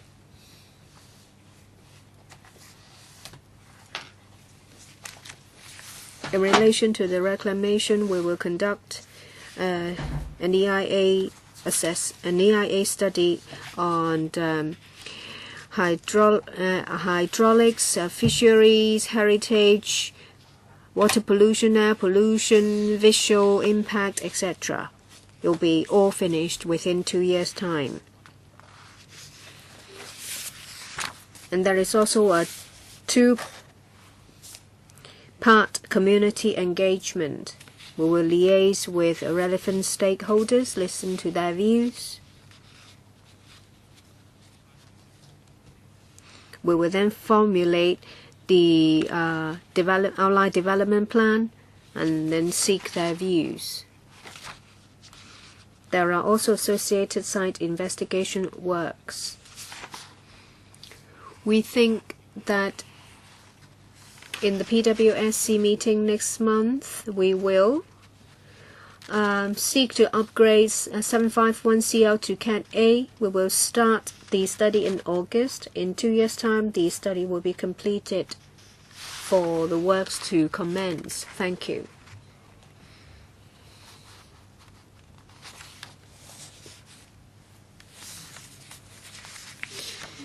Under Rule 83A of the ROP, Rules of Procedures. If members would like to speak on an issue that bears direct or indirect pecuniary interest, the member will have to disclose the nature of the interest before speaking. 4 minutes. Answer and question included for each member. Please be concise. Let me read out the names. Alice Mack, Lang Chia Chung, Frederick Fong, Gary Fan, Albert Chan, Regina Ip, Yu Si Weng, Chanan Pan. First, Miss Alice Mack. I have a question. The administration has been saying that we don't have enough land. We see that for the Sunny Bay reclamation, it's not suitable for it to be developed into a housing site because of the proximity to the airport island. There will be noise pollution. I see that you plan for it to be commercial mainly. There will be other Lantau Island development projects. There are also some commercial developments on the artificial island of the Hong Kong-Zhuhai-Macau Bridge. Do we need so much commercial land? In past meetings, well, this time we talked about the Sunny Bay reclamation. Previously, we talked about Lantau Island development for commercial purpose. We also talk about the commercial development of the artificial island of the Hong Kong-Zhuhai-Macau Bridge. They seem to be separate, but it's in the same area. So is there a comprehensive plan? You keep talking about commercial centers and tourist attractions. Are they the only developments? And you say that there is an insignificant impact from reclamation. What about the accumulated impact on the environment from the numerous projects? Have you done any assessment? Can we afford to lose another section along the coast? In relation to the tourism, I will defer to the planning department. In relation to marine ecology, I will also defer to my colleague. Ms. Lam, let me give you some background information. There are a lot of opportunities outlined by the Undersecretary. There are some new infrastructures, the Chelap Kok Link Road, Hong Kong-Zhuhai-Macau Bridge, and the third runway. So there are new opportunities. Lantau Island is a major air and land traffic hub. There is huge potential for this area to be turned into a tourism and commercial center. And nearby there is the Disneyland. This will be complementary to Disneyland. Previously, we have told you about a major project on the artificial island of the Hong Kong-Zhuhai-Macau Bridge. It will also be a commercial tourism center. Of course, we will look into these projects to look at the potential, the advantage of the locations. We will take them all into account as a whole.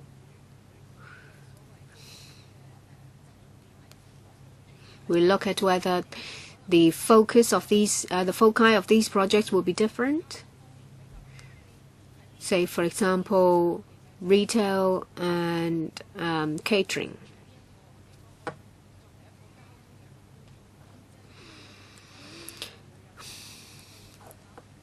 This will provide transportation facilities to enhance the tourism facilities we will provide. Let me say a few words. In response to address the concern of reclamation, in the middle of last year, we have conducted an accumulated EIA study of the 3 possible reclamation location, and also a study on Chinese white dolphins. We see that for Sunny Bay, there are just occasional sightings of Chinese white dolphins. In the third quarter of this year, after we've completed the accumulated EIA study, we will conduct a review to ensure that there will not be any adverse impact on the marine ecology at that location. Next, Mr. Leung Chee-Chang.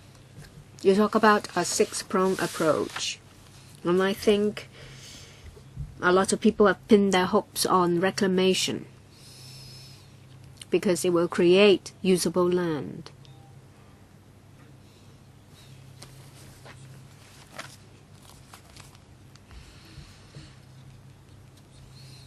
This will not create impact generated by land transportation, but there will be other kinds of problems, say for example those on Chinese white dolphins.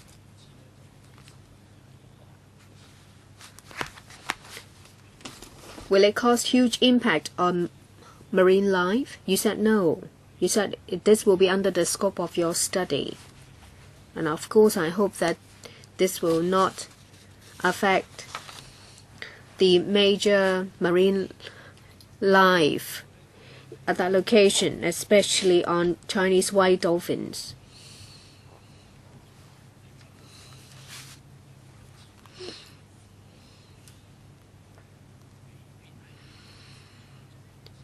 It seems that this is only a duplication to the development on Lantau Island, not complementary. There will be Lantau North Commercial Center. There will also be Tung Chung New Town Extension. You focus on tourism and commercial activities. At Sunny Bay, you will reclaim land for new commercial and tourism facilities. So there is a triangle surrounding the airport and the Hong Kong-Zhuhai-Macau Bridge. And these are the bridgehead economies. And on top of that, there is the Disneyland.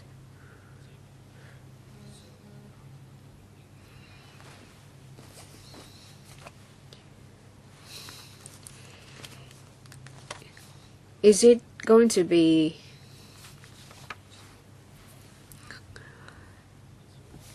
an addition to the benefits brought by these projects, the Sunny Bay reclamation?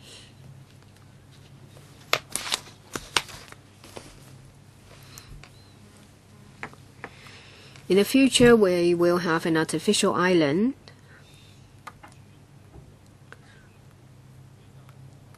Will you use Sunny Bay reclaimed land as a point, a connecting point for people from the Hong Kong-Zhuhai-Macau Bridge? We hope that the future consultant will conduct a market analysis.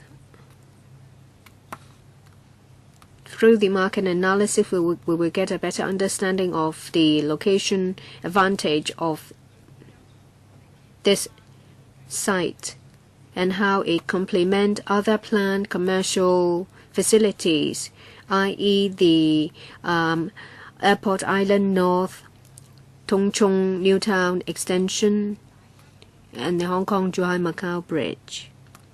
how they will complement one another while creating synergy. Are there any other studies apart from the one on commercial benefits?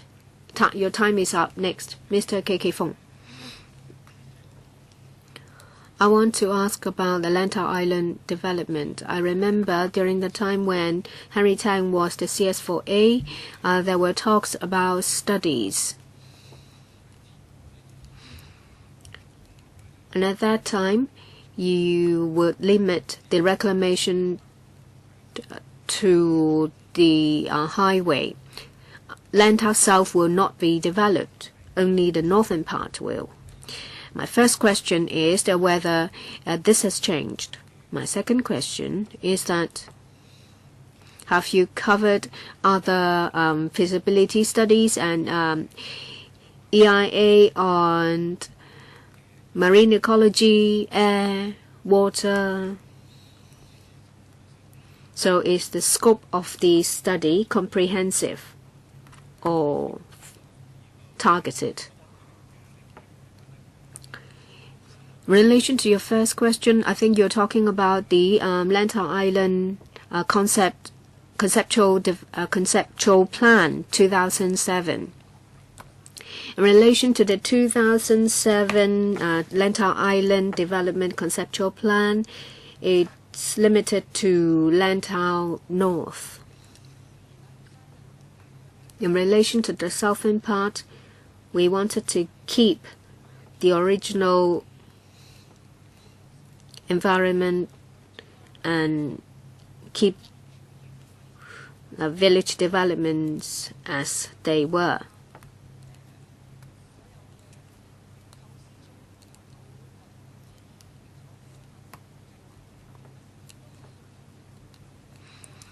This is the major development direction.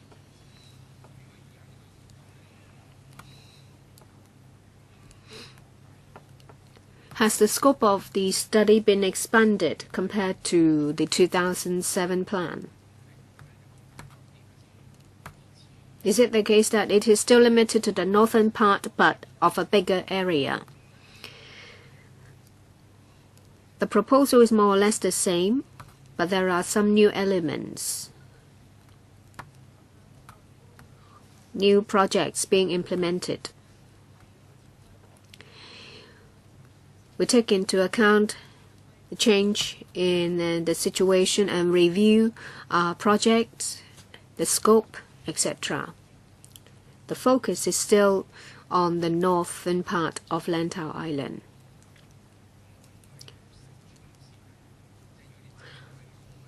We agree to the 2007 plan, so it should be limited to the northern part of the island. If it encroaches to the southern part, I will disagree with that. When it comes to studies, we study on transportation, infrastructure. When it comes to the EIA, it will cover everything: noise, air, water, everything. Mr. Gary Fan. It seems that economic development reigns supreme, and there is also blind integration between Hong Kong and the mainland. Hong Kong people are suffering. Now we have the XRL, the Express rail link is a white elephant. It's a bitter lesson. Are we going to repeat the same mistake? We have to be very careful when it comes to vetting the proposed development of the Lantau Island. Today is Earth Day. The western part is the habitat of Chinese white dolphins, but in the past few years, according to a survey done by a conservation group, in 2007, there were 158 white dolphins, and now we only have 61. That's a drop of 60%, a huge drop. Is it because for economic development, for bridgehead economy, Hong Kong people will have to sacrifice our way of living? The Chinese white dolphins will have to be sacrificed too? I have doubts. Starting from the proposed artificial island of the Hong Kong-Zhuhai-Macau Bridge, pollution has been getting worse. Between 2013 and 2014, over an 8-month period of the Brothers Island and the northern part of Lantau Island, for 4 months there was no sighting of dolphins. For the other months, there were sighting of 1.3 or 1.5 groups of dolphins in an area of 100 kilometers. How can you say that there is no adverse impact on white dolphins? This obviously is a departure from the truth. How are you going to deal with this serious impact on the environment? What improvement measures do you propose?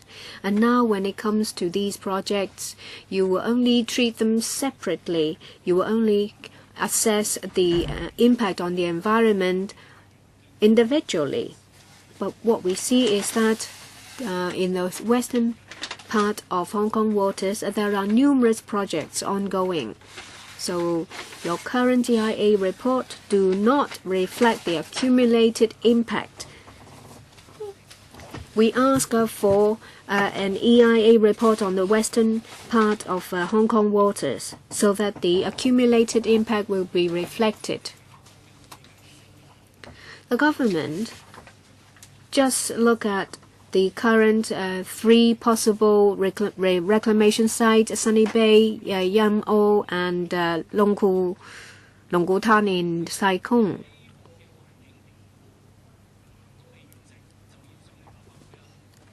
And they come to the LegCo even before this second-rate or pirated EIA report is completed.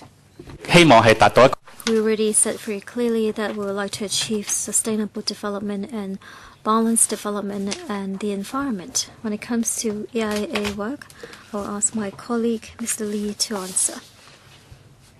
Last year, we started 2 tasks. First, we have done this CEIA in the western waters between North Lantau to NT West.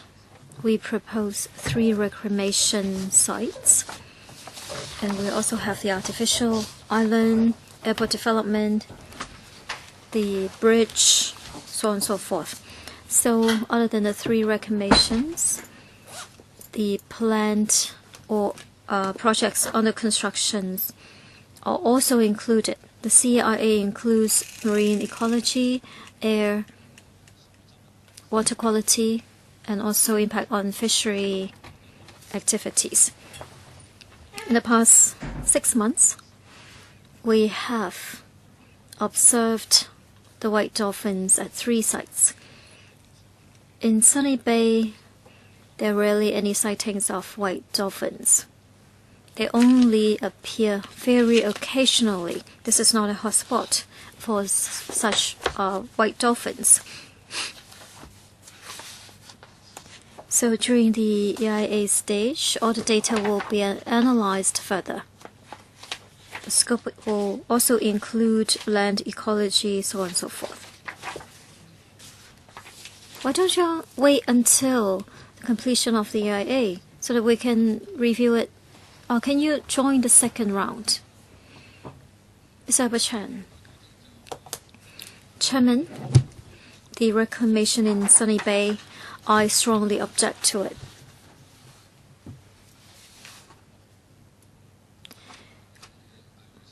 In Sunny Bay, we have this very special industry because of reclamation in Lantau Island. 木塘係為香港帶嚟好重要嘅一個行業嘅。Well, the wood storage in Sunny Bay disappeared.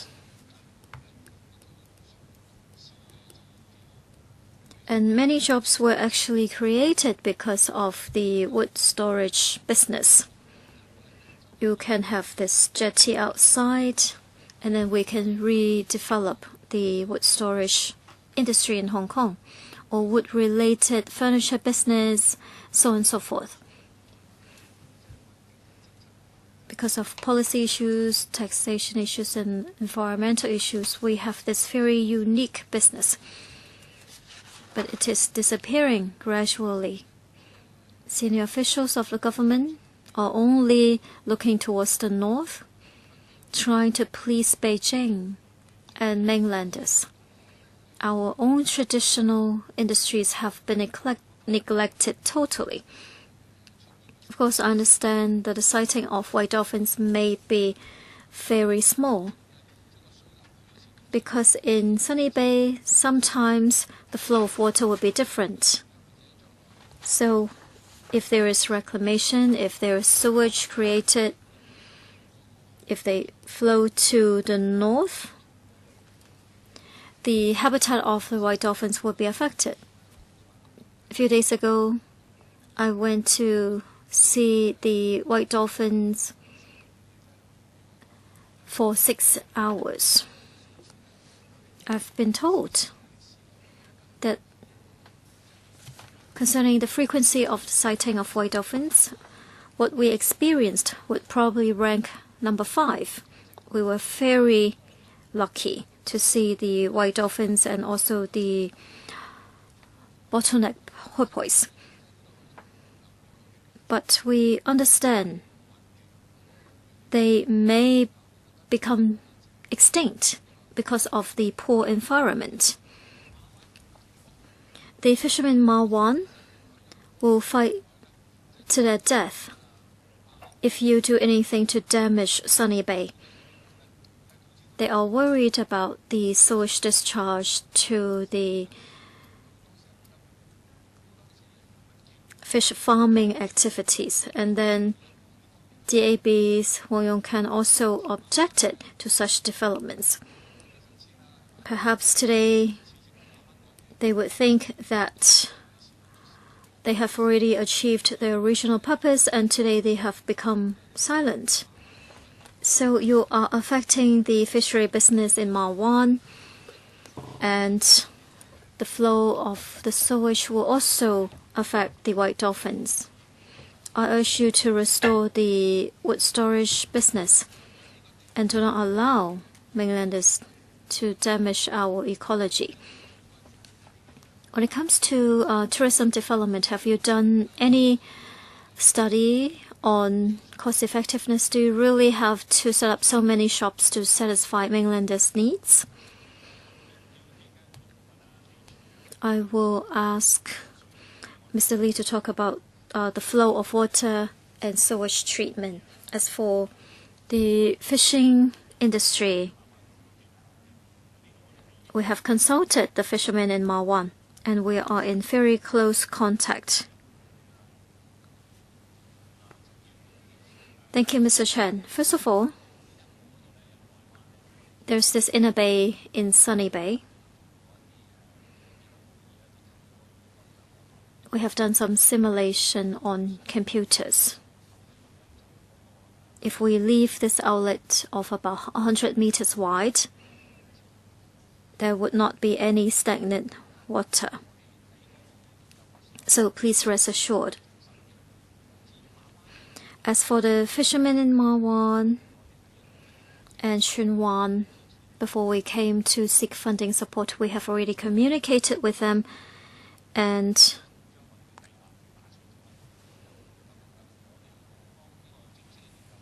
when we move on to official study, we will continue to consult them.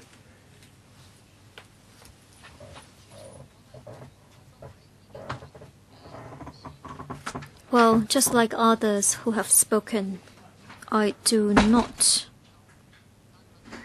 object to this study. But how come it is again for tourism and for commercial uses and for hotel? Well, Mr. Zhang, Mr. Leung both talked about widening the economic base. And Mr. Zhang asked us to think about new industries.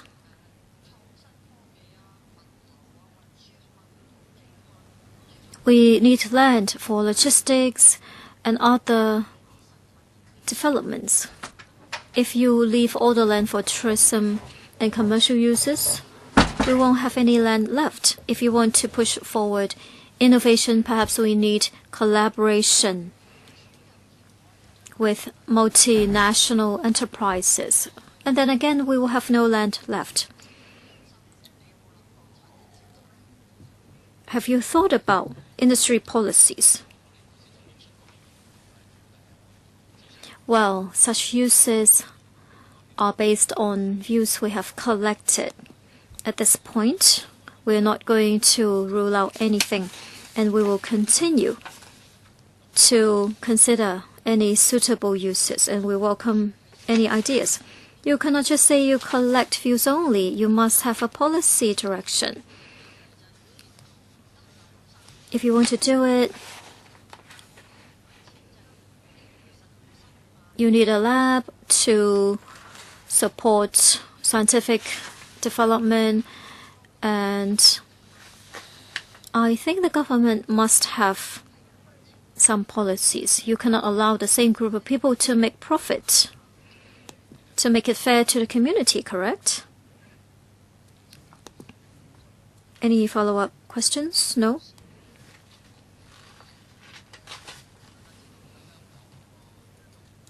Well, usable land in Hong Kong is not sufficient. I think today the government is already being very proactive in facing up to different issues, and they're planning Lantau to become a major tourist attraction site.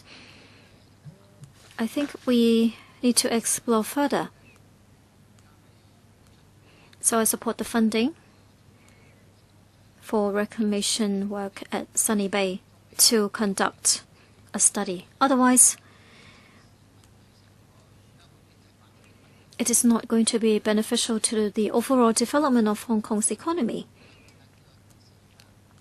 Sunny Bay is right next to Disneyland. They only have phase 1, and they are planning to develop phase 2.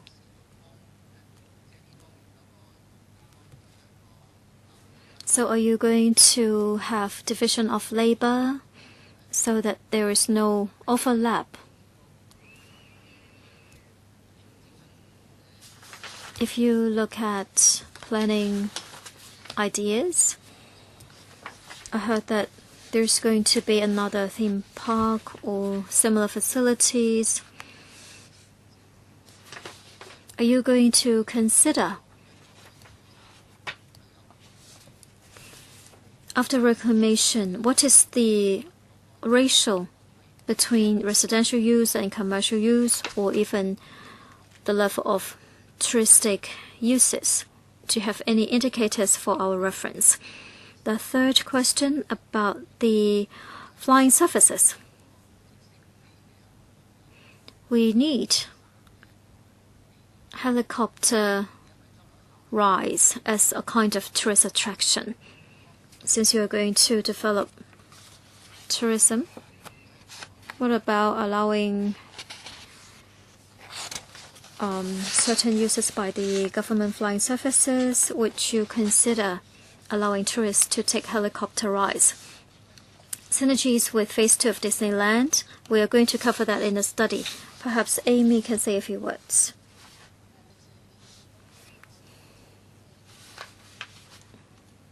We have undertaken that no international level theme park would be constructed, but actually we have other ideas, we have other resources. So at Sunny Bay, we will consider other types of theme parks. That is one possibility. In future studies, we will also consider market positioning. For example, there will be market analysis. If we develop different types of tourism resources,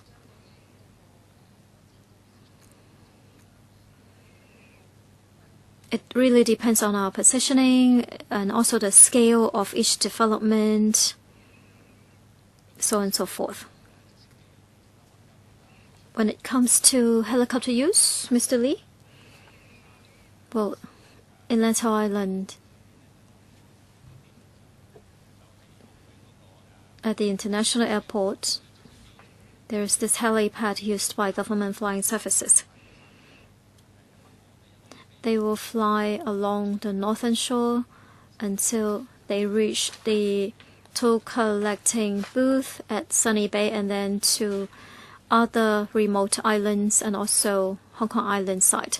They will go by Ma Wan as well.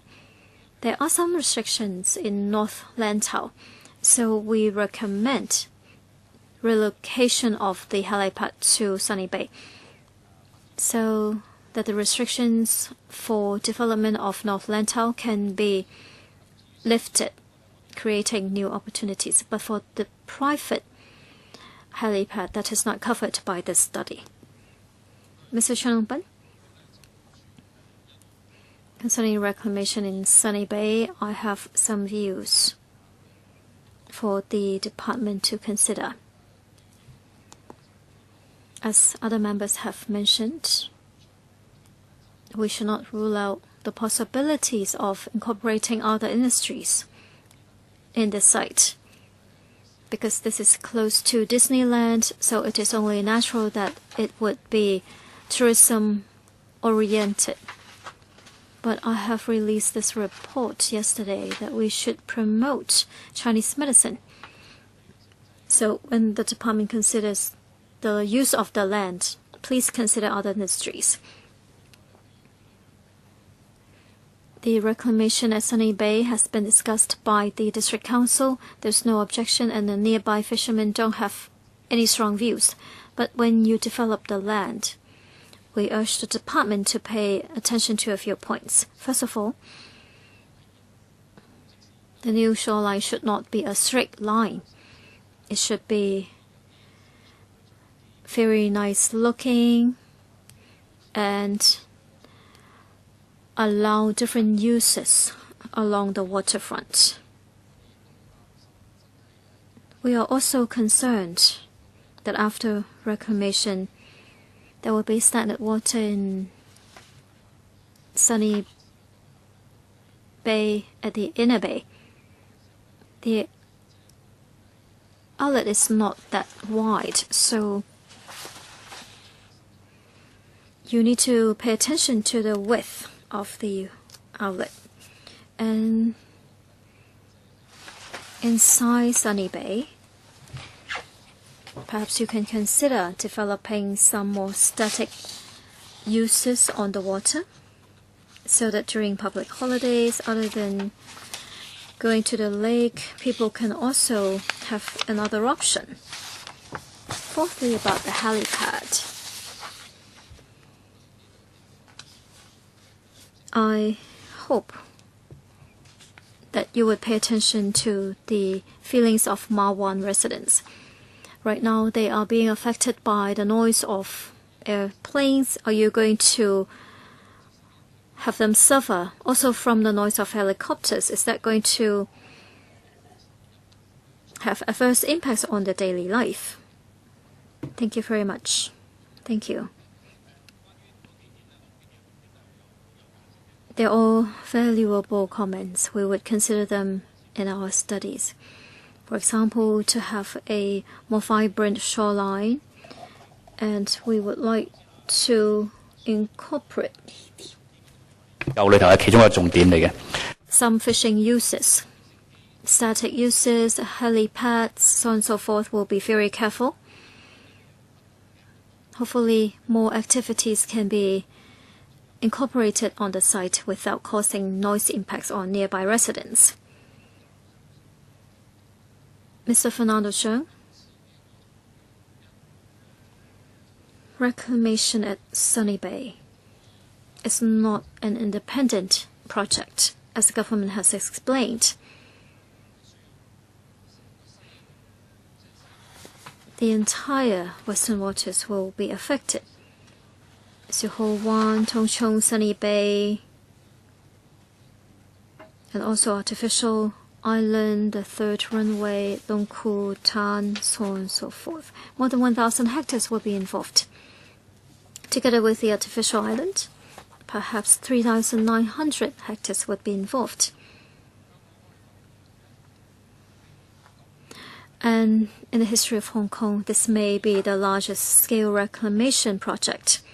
During the consultation period, we understand that people have the strongest objection against reclamation. They believe this should be the last resort to add land to Hong Kong.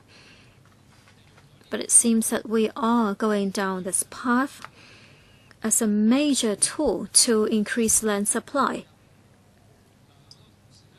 Today we're looking at Sunny Bay, but actually we have to consider the overall impact.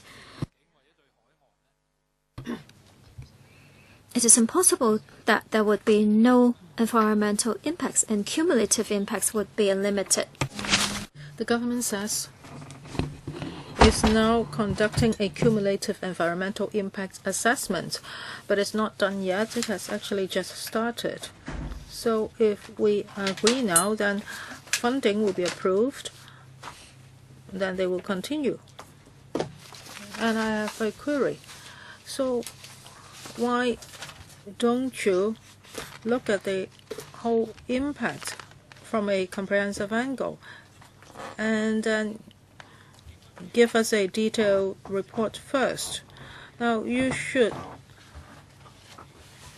take a look at the whole picture first so that we can understand the issues brought about by the 6 or 7 reclamation projects. First, would that be more logical? Now you are cutting them up and present them to us individually, and in the future when we want to go back, maybe it's too late. Now with regard to reclamation, maybe Mr. Lee can answer you. Actually, this is a study. We want to collect more scientific data when it comes to the impacts. Let me ask Mr. Lee to tell you more about the cumulative environmental impact assessment. I would like to thank Dr. Chung for his questions. Now, in July 2011, we started to conduct the PE exercise concerning enhancing land supply strategies. And in 2011, we conducted Stage 1 PE. In general, the public supported a 6-pronged approach, including reclamation outside Victoria Harbour, the use of rock havens, rezoning lands, reclamation, etc., so as to increase land supply. And in 2012, in 2011, we completed Stage 1 PE, and then we identified 5 potential near-shore reclamation sites, including Sunny Bay. And last year, in the western waters, as Sunny Bay, Long Ku Tan, and Yam O Bay, we also included them in our study, and we have been conducting a CEIA. And now you can see this map. We have also taken the development of the third runway, etc., into consideration. So all these factors are taken into account. So for Sunny Bay, it is unlikely that the marine ecology will be adversely affected if we develop this area. So this is why we are making this presentation. Now every time when we talk about land tile study, I would ask the same questions. Now in 2007, there was a development framework. So would that be regarded as a restriction when you consider future development for land tile? And that's the same for the development of Sunny Bay. Now, this time we are talking about Sunny Bay. And this is about Hong Kong's future tourism. We have to take Hong Kong's receptive capacity into account. Now, in the paper, you say that for the new land users on Lantau, they would mainly be leisure related, for example, restaurants, hotels, etc. Now, if we are using so much land there for developing tourism, then what's your assessment for the coming 10 years? Now we have 40 million or 50 million tourists in Hong Kong per year. So in 10 years' time, we will be seeing 100 million. Have you considered the economic development of the mainland?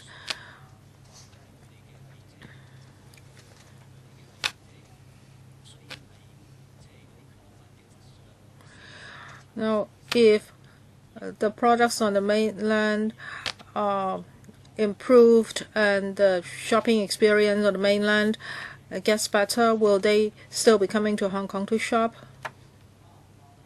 So in your study, will you be also looking at these? Will you be looking at the economic development of the mainland and how that will impact on our tourism industry? And also for the CEIA, you have a paragraph on that. You say that you are now conducting a cumulative environmental impact assessment at Long Kwu Tan.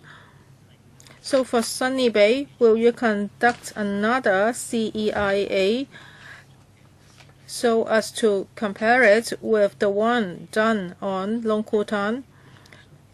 And if you have two different sets of data in the future, how are you going to handle the issue? And also, you are going to build a helipad, and it seems that at Siu Ho Wan or at Dongcheng New Town, if you do this, it seems that the EIA will be passed easier. So you are just moving the problem elsewhere. And you are making such changes so that you can pass the EIA easier. Is that true? Thank you for your question. For the Sunny Bay reclamation, we hope that Sunny Bay can be created into a leisure and entertainment node. And in 2007, we put forward a the development concept for Lantau, and this new proposal is in line with that. Maybe Amy can answer the other questions. As for the CEIA, it is not just about Long Kwu Tan. All the other reclamation sites are also included. Maybe Mr. Lee can also answer your questions concerning helipad. First of all, Amy, just now I mentioned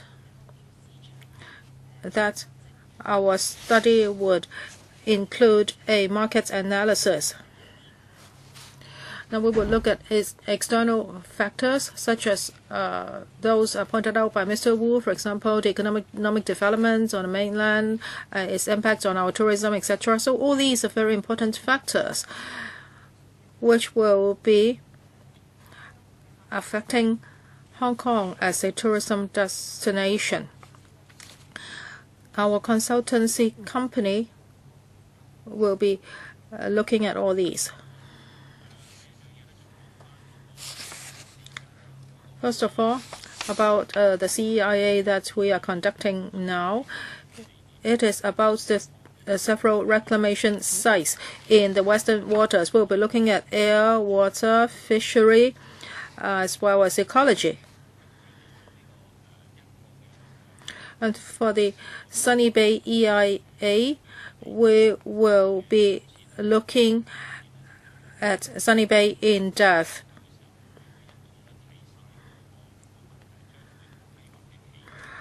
We'll be looking at its past and its future developments, and what the all these will, what the impacts will be. Well, in the future, when we carry out the more in-depth studies. We will compare the in-depth study with the present CEIA.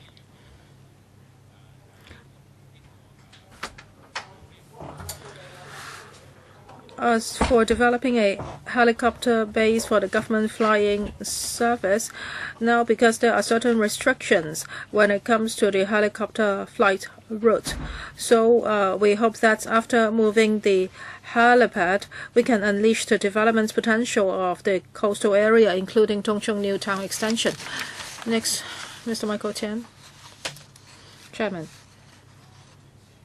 The FS said,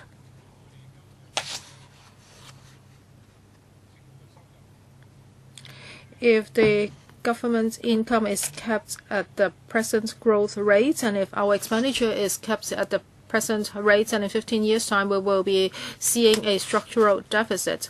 And if the expenditure increases, well, of course, it will do, then the shortest time will be 7 years. So I'm not going to argue about the details. I'm very concerned about Hong Kong's future development and a grand picture. How can Hong Kong be prosperous in a sustainable manner? Now, why is Hong Kong in such a plight? Why are we facing a possible structural deficit? Now, when we compare ourselves with Singapore, we do not have enough people and land is of particular importance. Now, Singapore is very famous for reclamation. Some officials say that, well, the Singapore approach may not be applicable in Hong Kong. Well, in Singapore, they make more money than spending, so why can't we copy from them? That is a good model. Now, what will happen if our population ages more? Who's going to pay the tax? How can we have a bigger pie in our market? So if we can increase our land resources, it will get my full support. We have been talking about new town development for 20 years, and you are saying that you'll be creating new towns which can accommodate 200,000 people, and I haven't seen anything realized yet. So I think reclamation is the most feasible way of increasing land supply. Members are concerned about Chinese white dolphins, but they also want universal retirement protection. So where does the money come from? What are they objecting to? Are they objecting to the sustainable development of Hong Kong? But at the same time, they also want to spend more on welfare. So what does that mean? Are we going to borrow money from other countries, or are we going to increase our tax? So members, if you want to have the cake and eat it, that's impossible. Well, when there's an opportunity for reclamation, I will support that. But I agree with Mrs. Regina Ip. Now, should all the reclaimed land be used for tourism? I have a question. However, if we want to increase our capacity for receiving tourists, then this would be a good choice. But of course, Mrs. Regina Ip is also right. We should also thought about other industries. Now we are talking about 8 million square feet and Sunny Bay, and if it's linked with the artificial island in the central waters, and if there is a railway linking this with Siu Lam and Tuen Mun, then you are linking up this whole area. So Sunny Bay is of strategic importance. Now for Kao Yi Chow, if an artificial island is to be built here, you said previously that most likely there will be a railway linking this up. So if you do that, will you also extend that railway to Tuen Mun? Mr. Tian? You have made a very constructive suggestions, and we will definitely think about it. Railway is the major mode of transportation in Hong Kong, so we will definitely take your suggestion into account. Mr. Leung Kwok-hong, well, you are not doing very good business yourself. If you are going to take the lead, that will be a big problem. You're saying that, well, if land price is high, it doesn't matter. I would not blame it. I would just think about how to pay the rent. All my employees should think like that. This is exactly where the problem lies. Hong Kong's land is too expensive. Well, building more units for the poor, would that be a problem?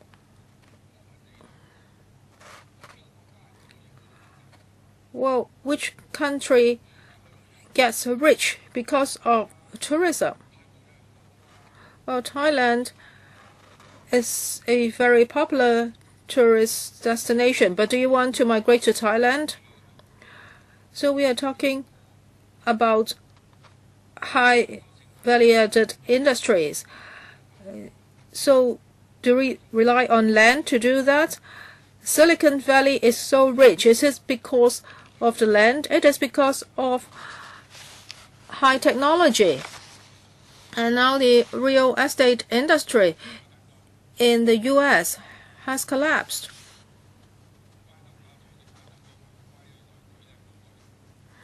Well, that's why the FS is at such a position, because I think he's more capable than a lot of people. Well, you used to say that if there's no property speculation in Hong Kong, Hong Kong will be doomed. But look at Hong Kong now, and there's no rental control. Well, is Singapore's land so expensive? Would the government rent be as high as 40 or 50%? I will ask a very simple question now. Now, all you think is that mainlanders would definitely come to Hong Kong for leisure and shopping. So how much longer will China's economy sustain? How much more will it grow? Have you conducted a study? Is annual growth rate was so high and now it's dropped to 8. Would it fall to 7? Will the express rail link make us rich? Who conducted all these studies? It was Chairman Hong, and Chairman Hong was a fan of Leung Chun-ying. He just made use of this title as a so-called Chinese Studies Center at Polytechnic University or something like that.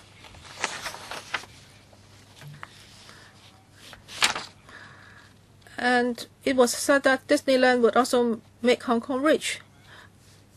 Did it happen? And when people built Eurostar in Europe, they also said that it would bring prosperity to Europe. Did that happen?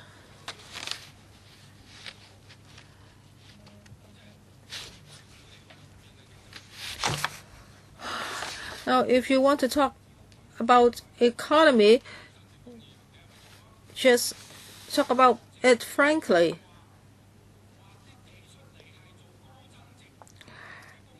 Has the Hong Kong government ever allocated lands for the development of high and innovative technology?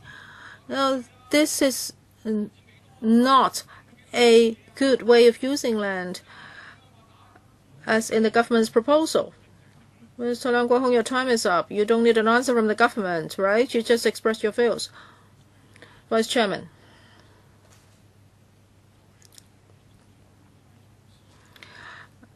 Now, if we want to provide long-term land supply for Hong Kong, I think considering reclamation outside Victoria Harbour is acceptable. But I would like to know more. Other than, well, Sunny Bay, there are many planned projects in this area, including the Hong Kong-Zhuhai-Macau Bridge, and you will be building a boundary crossing facilities island with an area of over 300,000 square meters. And also at Tung Chung, you're talking about extending its new town, and also you have talked about the East Lantau metropolis. So the studies of all these are underway. All these should be interactive. So when it comes to planning, I think you should really look at all these. But now they are all separated. Just now, the Undersecretary said that in 2007 there was a Lantau study, and that should be used as the foundation. But all these are interactive. I don't want all these to be segmented or segregated. Well, who's going to coordinate? You're going to spend $10 million on the study. Of course, I cannot just value it with money. Some people can do this with less money. So I hope that you will not overlook the other developments. And also for site inspection, you will be spending $23 million on that. Lately, we have been seeing some projects that are overspending, and it was said that, well, because the site investigation at that time was not well done. So for site investigation, I think you have to do it more carefully. Otherwise, every time you come back to ask for more money, and that would not be acceptable. I don't know what happened. Was it because it wasn't detailed enough, or it was perfunctory? Who monitors the works? Your colleagues or a consultant? I don't know. Or when it comes to the development, the coordination of development, the Development Bureau will be the coordinator. The studies will be done in phases, and of course we will consult the public so that the public will know about the flow of the project. When it comes to site investigation, I will defer to my colleague. In this study, compared to past studies, the Sunny Bay Reclamation Site investigation sees a significant percentage when it comes to budgeting for the site investigation, about 27%. We see that most of the areas is quite shallow, about 4 to 5 meters deep. But when it comes to the reclamation site, some of them involves a huge drop in depth. So we have allocated more for site investigation studies. And there are also technical feasibility studies, EIA and TIA. Excluding inflation, we're talking about $85 million. Next, Mr. Ray Chan. Thank you.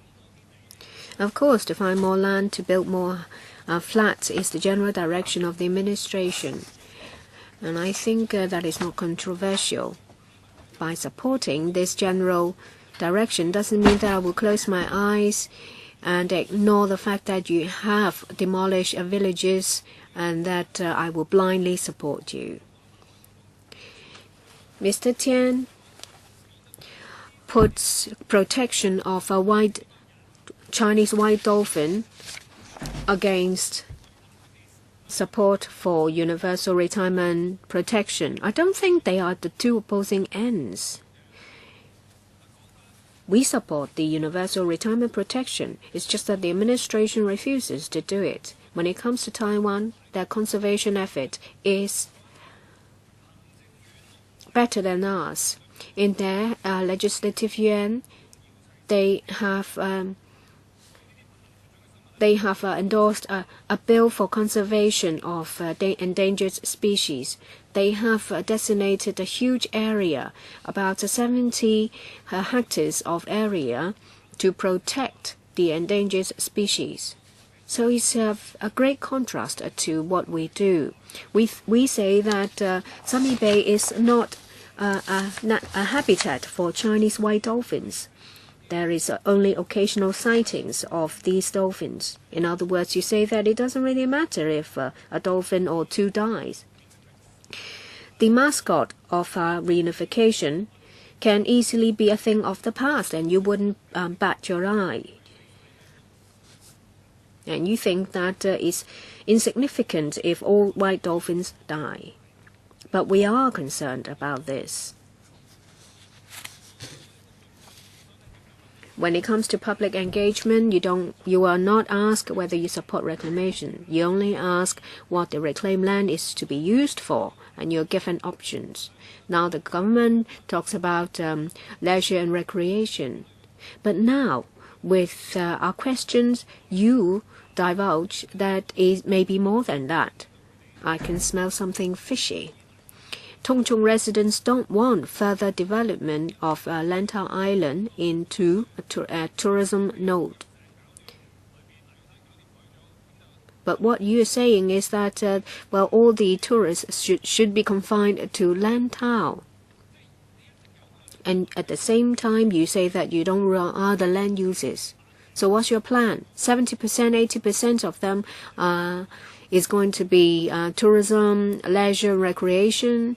How many percent is it going to be high value-added industries? If you don't have that plan, you have to go back, think about it before coming to talk to us.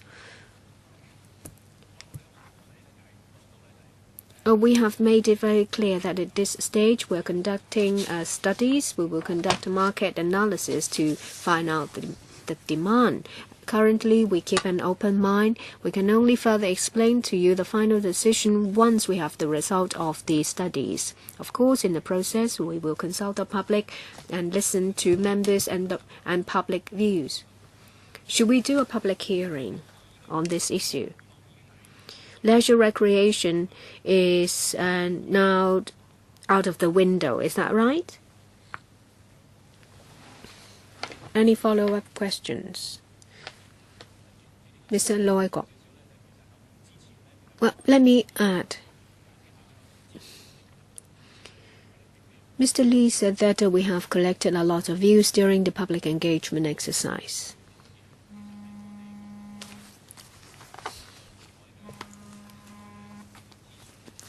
During the Stage 2 public engagement exercise of reclamation, we have heard a lot of views, different views from the public about the scope of the study, including environmental impact and also possible land uses.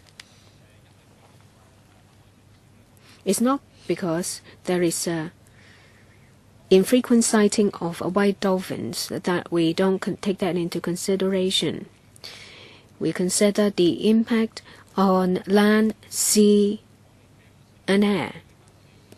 When it comes to land use, we heard from the public that they would like to use it for housing development and tourism development.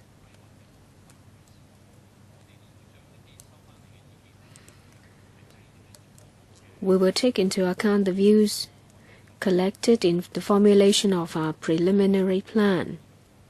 We will revert then to the public and ask the public to choose from the different options we have come up with.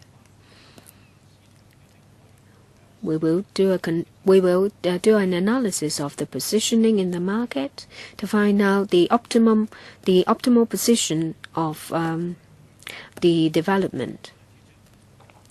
Mr. Loy Kwok.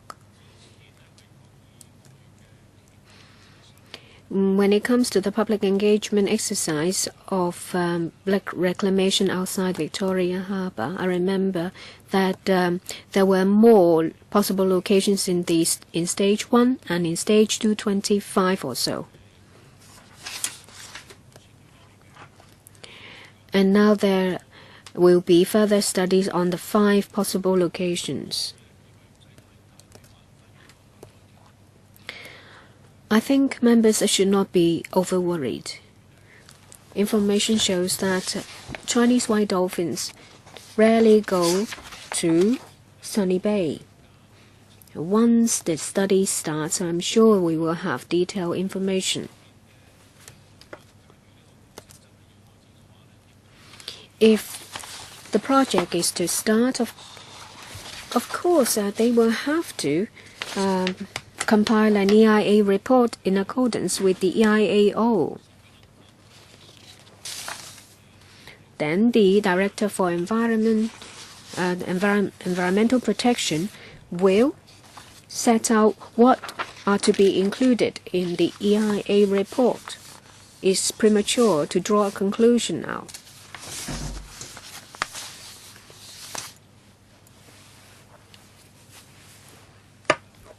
And we've heard that when it comes to air, water, heritage, visual impact,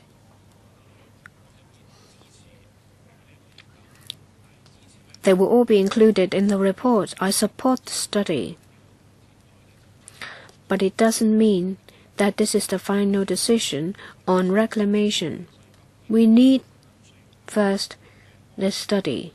That's why we should not get bogged down with the details of the project. This is fluid. It changes. There may be a need for further studies. A number of legislators have visited Shanghai. We spent quite some time in Hongqiao, and the transportation node, the new commercial and residential developments. We have an increasing population and a scarcity of land. There is not enough land for development. There is a pressing need to conduct studies on feasibility studies. By doing a study, it doesn't mean that there will be a reclamation. It's only a possibility. I support the study. I don't need an answer. 15 members have asked questions in the first round, 5 in the second round. I will shorten the time. We still have other agenda items. We have overrun. I only allow 6 members who have given an indication to ask questions. 2 minutes. Miss Alice Mack, Gary Fan, Virginia Ip, Fernando Zheng, Wu Chi-wai, Albert Chan. We're running out of time. Alice Mack. I'll be as quick as I can. We're talking about the works and planning. You talk about the study. After listening to your presentation, I feel worried. Ms. Zheng, you said that you talked about the various studies.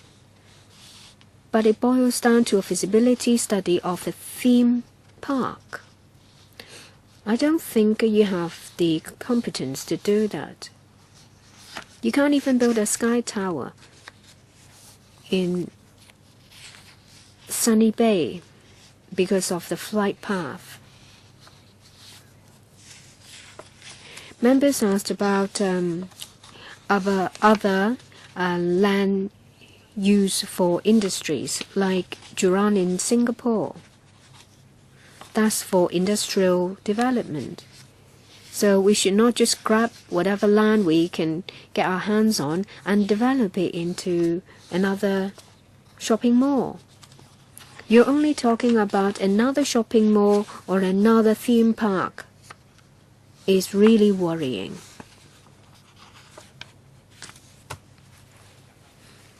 A quick answer. We engage an external consultant to conduct the study because we would like to get better and expert advice from the consultant. But you're talking about a comprehensive planning. It seems that you have just chopped it up into separate parts. You come to talk to us about the Hong Kong-Zhuhai-Macau Bridge, and then another piece is the Lantau Island. But they are all about tourism. Gary Fan. Miss Chen Yun-han spoke for 7 minutes, but you did not stop her. I want my 7 minutes. The reclamation is about the central area. We're talking about 1,400 to 2,400 hectares. And for the third runway, it's also another huge reclamation area. And this is at 200 hectares. Tung Chung West, Tung Chung East, Siu Ho Wan, Sunny Bay, we're talking about 2,700 to 3,900 hectares. Why can't the administration conduct a CEIA to tell us about the capacity before they seek our view? Otherwise, it won't be fair. We need a comprehensive assessment on the impact on the environment and the possible benefits from tourism development. A member cited some figures from the financial secretary, but they're only projections. In 2003, after CEPA, what's Hong Kong's economy doing? With 2003, we have the individual visit scheme.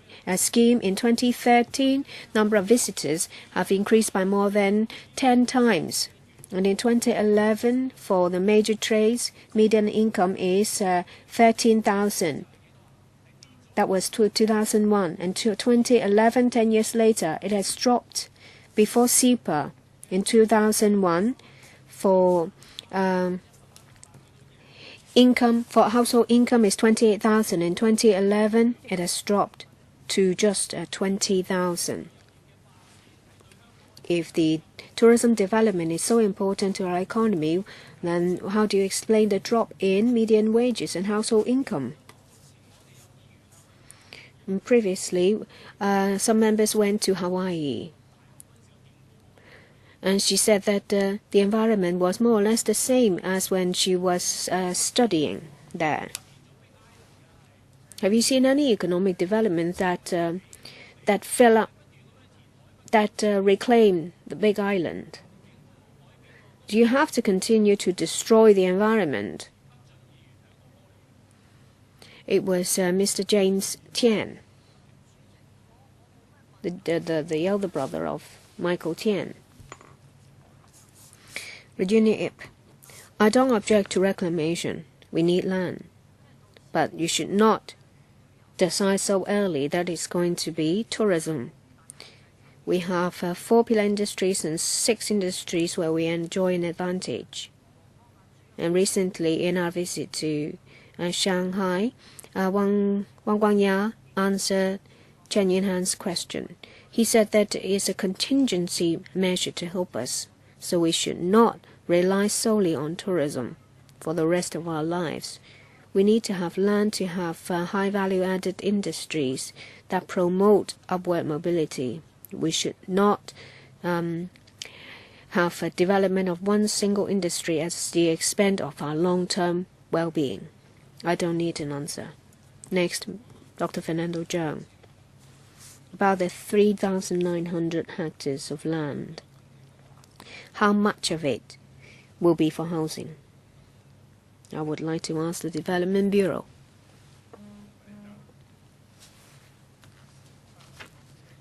So out of the 3,900 hectares, we've told you very clearly that the 3,900 hectares include other infrastructures, say those related to the airport. We have not done the detailed study yet. We will give you the answer once we have it. This is the biggest reclamation project. How much land will be for housing? You still don't know? Well, first, we're talking about planning and study. We have to have these studies first before we decide how big the reclaimed area is going to be, before we decide future land use. I heard that only 100 hectares out of the 3,900 hectares is for housing only, and most likely it's going to be luxurious flats. I think we're talking about Sunny Bay today. Dr. Zheng is talking about just some speculations in the community. Okay, Sunny Bay for tourism. We have Disneyland for 9 years. We waited for 6 years before they announced their turnover. Prior to that, it was a secret. Mr. Paul Chan said that for the first 6 years, Disneyland has lost about 1 billion. And that's excluding the tens of billions of dollars put in by the government. Your time is up, Mr. Albert Chan. I said before that we should not destroy our environment for the benefit of visitors. It's a beautiful place left to us by our ancestors. Yamo is a beautiful place. If you talk about Yamo, it's just like the Hapag Lai and Longkutan. When you were young, there aren't many beautiful bays left in Hong Kong. So if you're going to reclaim that, especially in NT West, there aren't too many left. If you're going to damage this one, beautiful bays will become extinct in Hong Kong. Reclamation at Penny Bay already removed this production base for fish fries. Since Penny Bay was reclaimed, many fish species vanished. The fish used to reproduce at Penny Bay. I wonder if the AFCD can help provide some figures. So, can we not find other places to construct shopping malls? What about Shenzhen, Luowu, to satisfy the shoppers from the mainland? We should not eliminate our beautiful bay areas to satisfy these mainlanders. Can you not find other places to erect shopping malls? Alright, time's up. I have raised my hand. Okay. You already drew the line?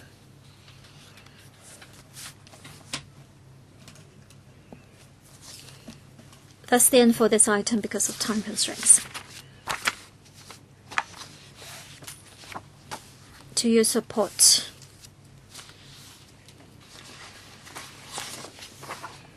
Seeking funding approval from PWSC concerning this item. If you support, please raise your hand.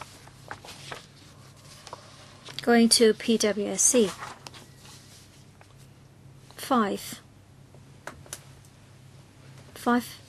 6. Let's ring the bell. We need to call the members in. 做個記錄㗎嘛，我哋都要。記錄啊嘛，向歷史交代啊嘛，大佬。We have to be accountable to our history.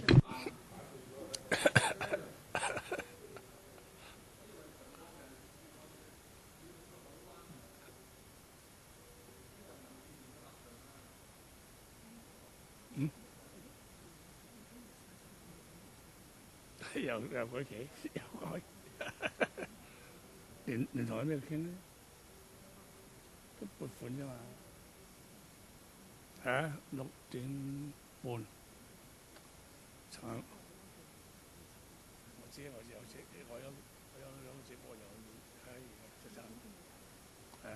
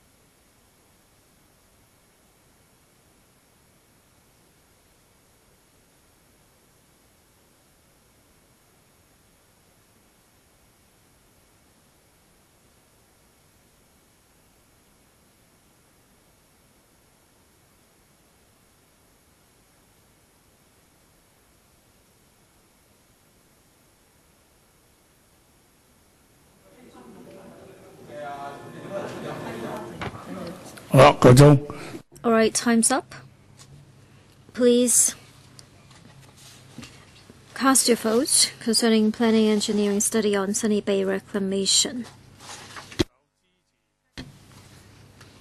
Do you support submitting the paper to PWSC to seek funding support? For those who support, please raise your hands.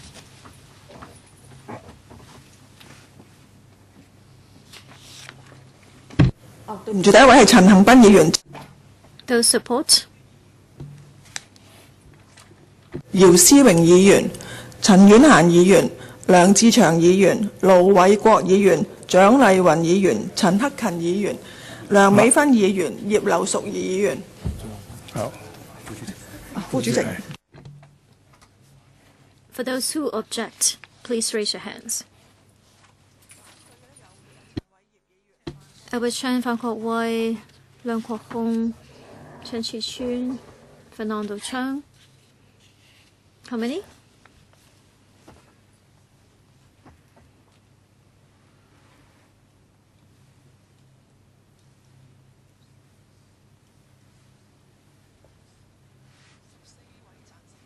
Fourteen who support and 4 objections.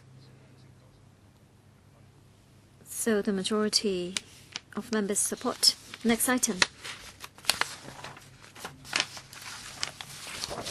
Item 7. Liantang Hon-Wai Boundary Control Point and associated works, site formation and infrastructure works.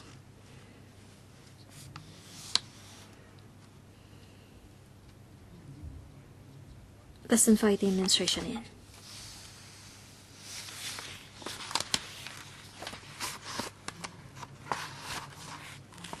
So I would like to declare my interest concerning Hon-Wai. I own some land in that area. Let's welcome members of the administration. A matter of procedure. It is 6.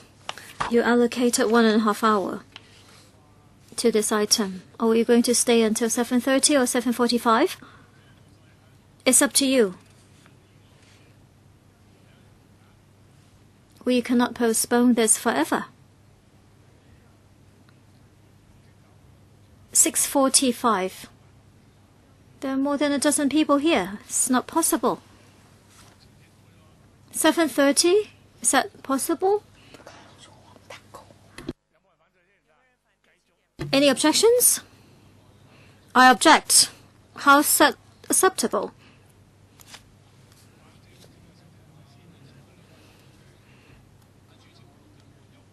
I have another meeting at 6:30, really. Upstairs. You are taking away my voting right if you wait until 7:30. Maybe they should withdraw this item. Let's wait until 6:45 and continue next time. Let's see. We can only add 15 minutes. You have the right. You have the power. Yes, we can add 15 minutes. If we cannot finish, we'll pick it up next time. Is there going to be a voting? Yes? Then it matters. We can discuss for 45 minutes, so the next time we can save 45 minutes. What I mean is until 6:45, if no one wants to speak, we can vote. If more people want to speak, then we can continue next time. All right. We cannot postpone this forever. Let's see how many people want to speak and then calculate the time. Yes, good idea. 5. Mạc Mỹ Quyên, Leung Chi-chun, Hon Gary FAN Kwok-wai, Fernando Chang. and Michael Tian. 8 members. Liu Si-wing, Fan Kwok-wai, Fernando Cheung. Correct? 8. Leung Kwok-hong, 9. 45 minutes. That means 5 minutes each. Fan Kwok-wai's motion. We'll have to deal with that as well.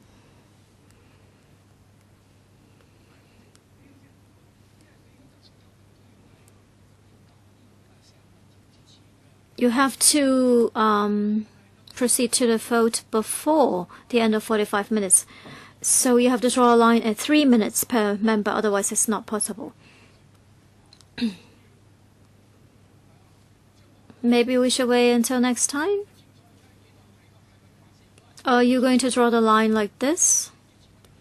We have to complete before 6:45.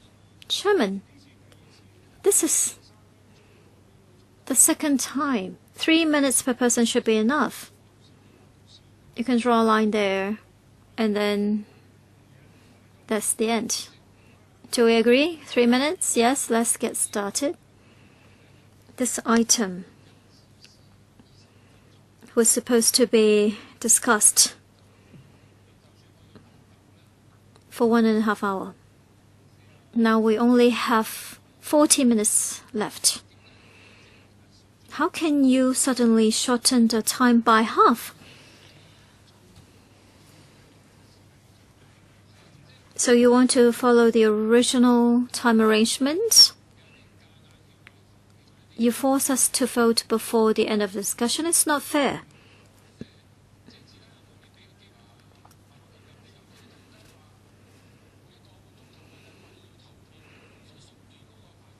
How can you shorten the speaking time because we have to put it to the vote? Sounds too embarrassing.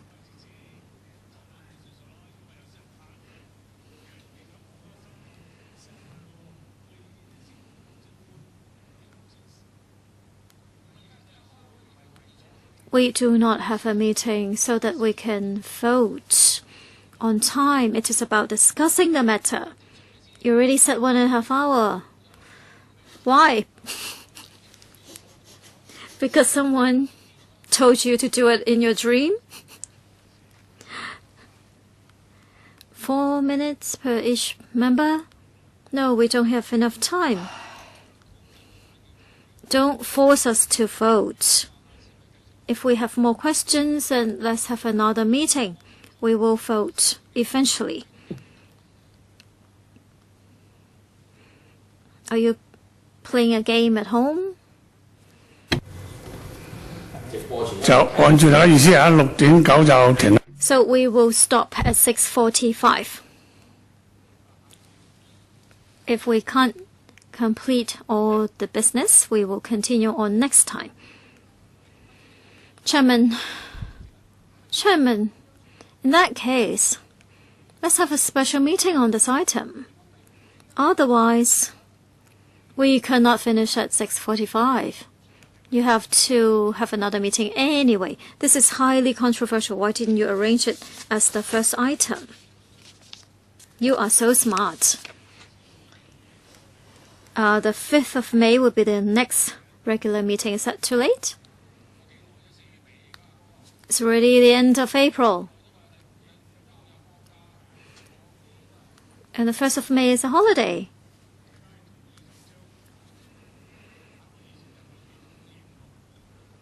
So next regular meeting is 5th of May.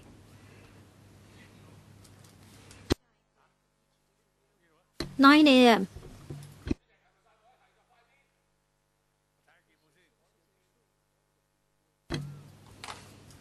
We're supposed to end at 6:30.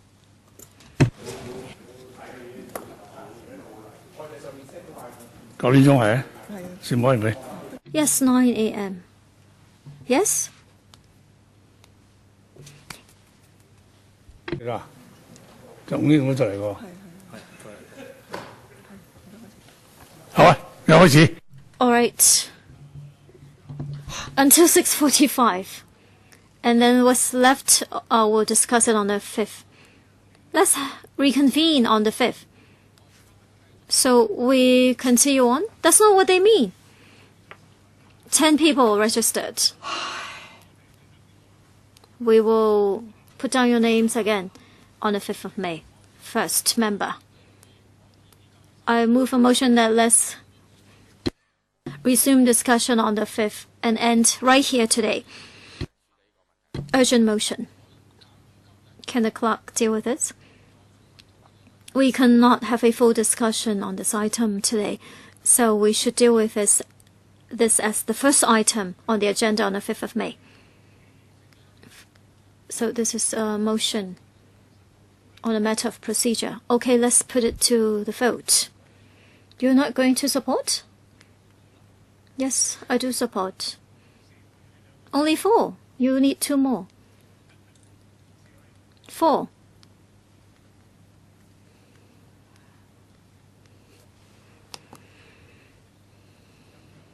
Any objections? Who objects to the motion?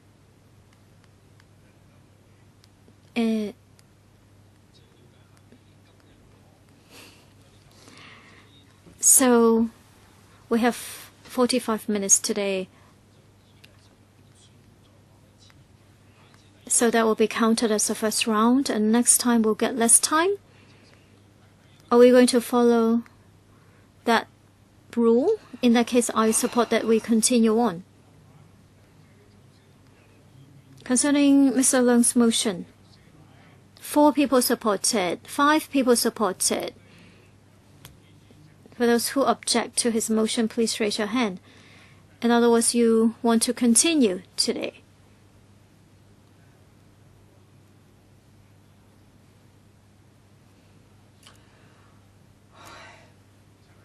Seven.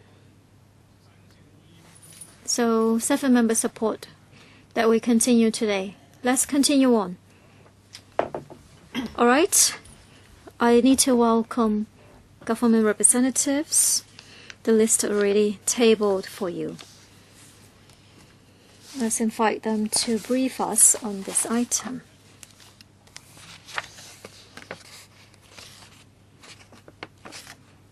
They also have this PowerPoint presentation.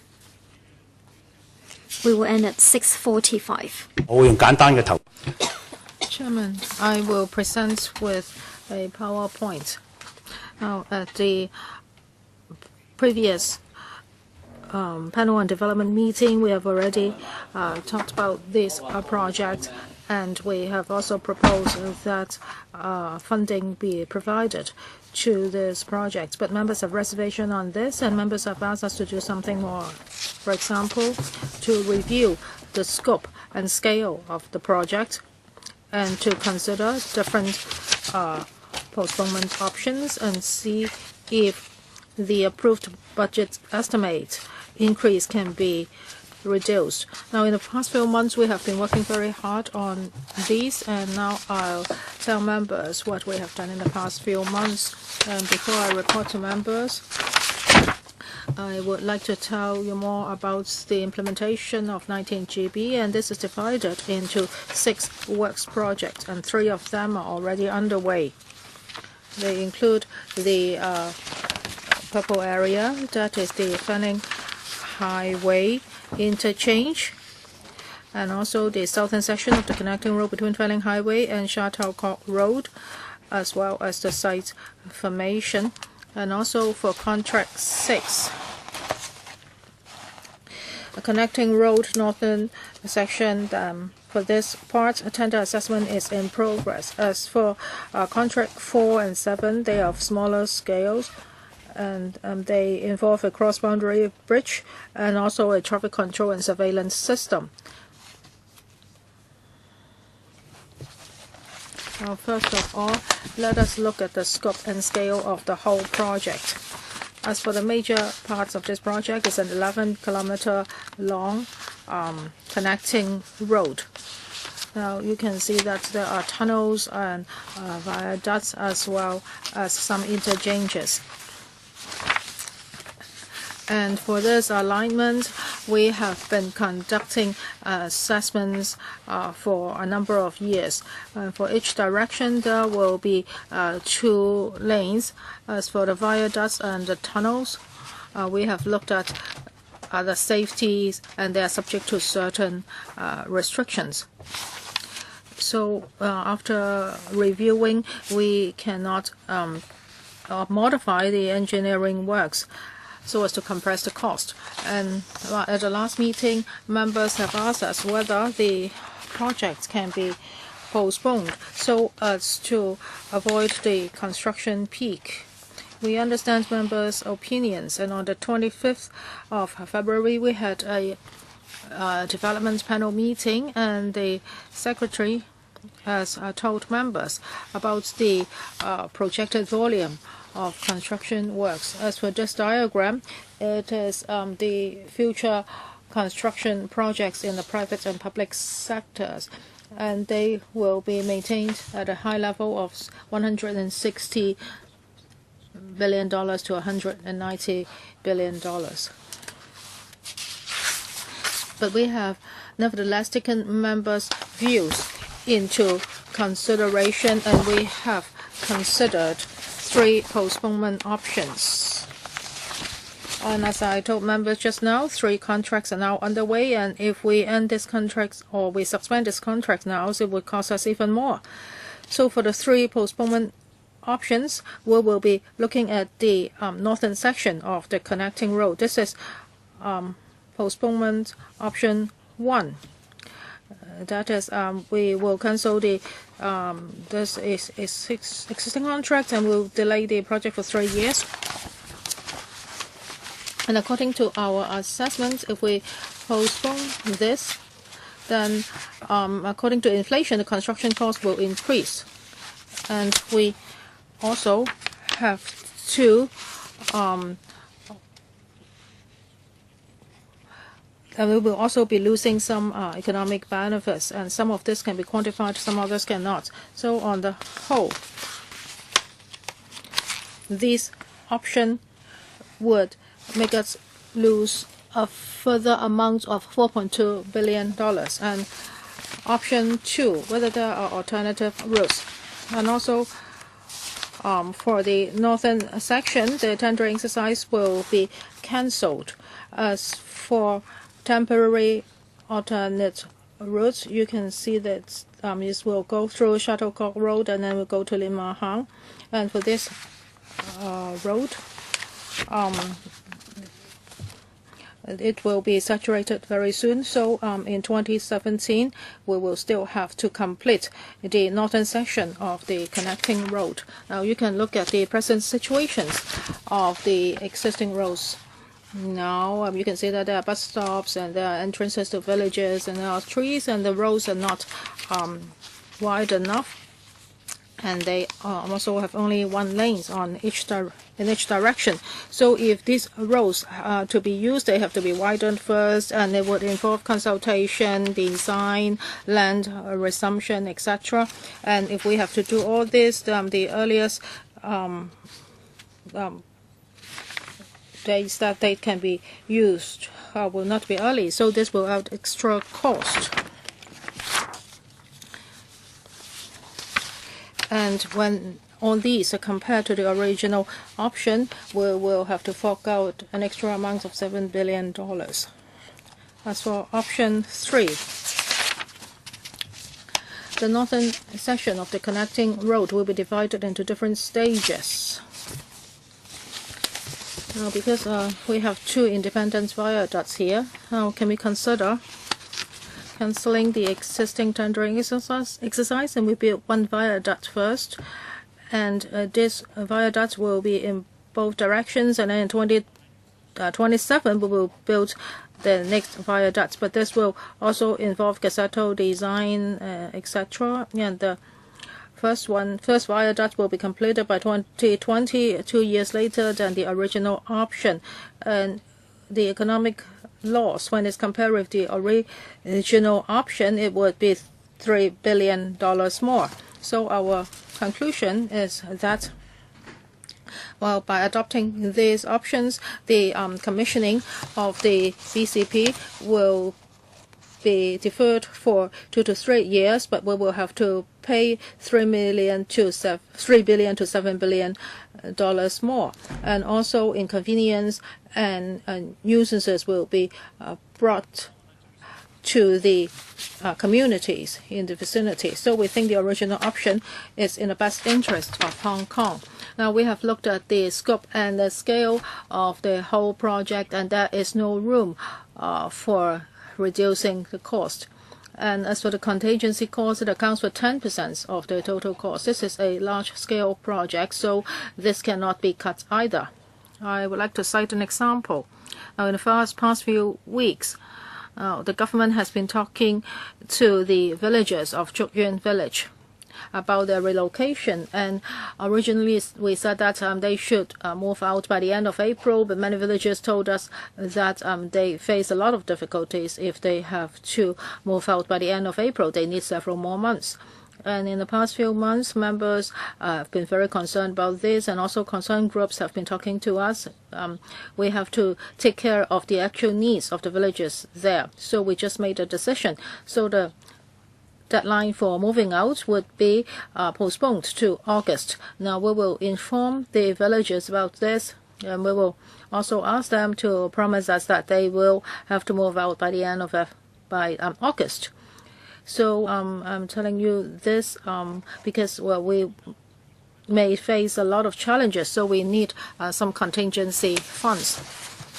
So we have looked at latest timetable and the latest factors affecting cost. So the approved project estimate will be reduced by $353 million. And originally is $2.9831 billion. Now is lowered to $2.6279 billion. So we hope members can support our projects now, and we will be seeking funding from the FC through the PWSC. I understand that members are very concerned about this project, its scale, etc. I believe Mr. Chen from the Development Bureau would want to say something as well. Just now, the director said that on the 25th of February, the government has already talked to the development panel about this project. Now, is it because now we are having too many projects, so that's why the construction cost has gone up? Now, for the over-concentration of construction projects, actually last time we already pointed this out, where we need a lot of facilities in our society, and it takes a very long time to build all these facilities. We need community facilities, we need hospitals, etc. So that's why we need to make proposals concerning the constructions. So if we postpone these projects, then there will be another construction peak, and in the coming 5 to 10 years, the price will get even higher. And also members are very concerned about the accuracy of project estimates. Or for works departments, when they formulate project estimates, they stick to certain rules.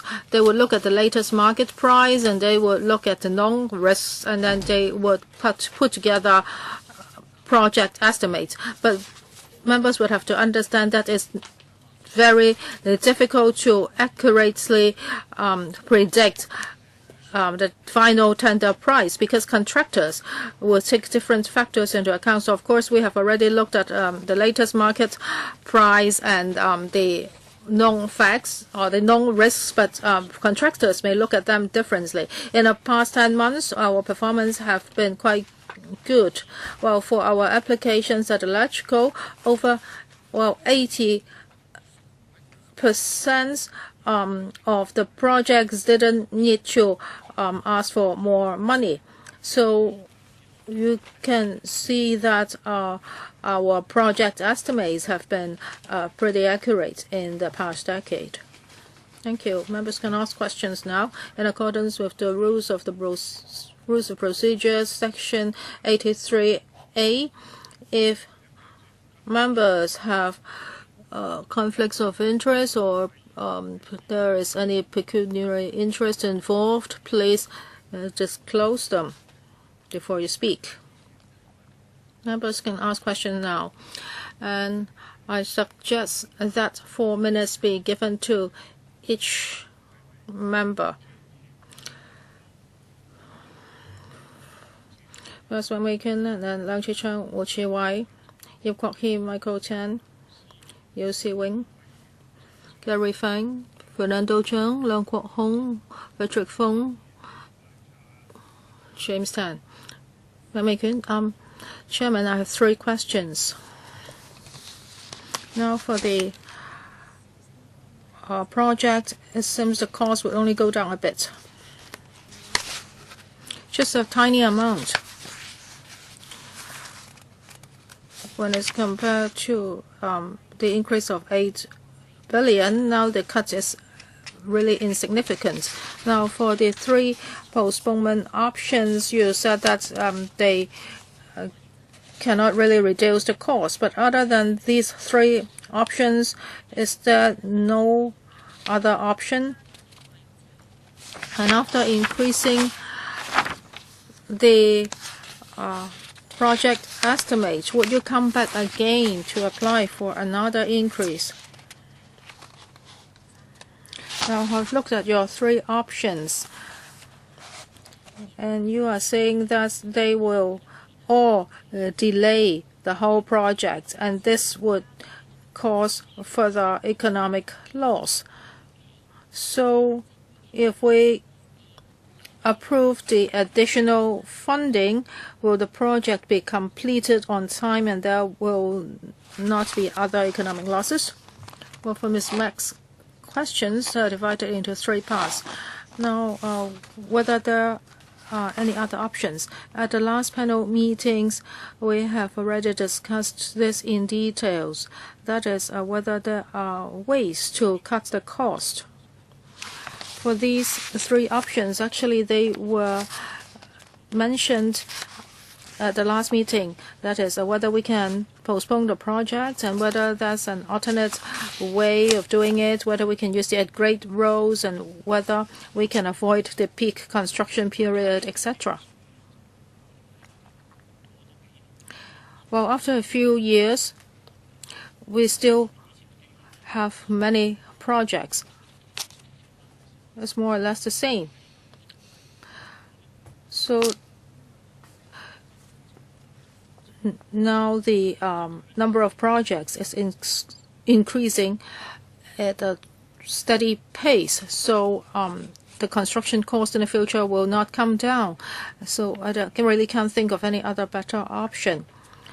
And if you talk about the design or the scale of the project, whether any improvements can be made, I think at PowerPoint slide 2, I have already talked about this. We have looked at the alignments, and we have looked at the scope or the requirements, etc.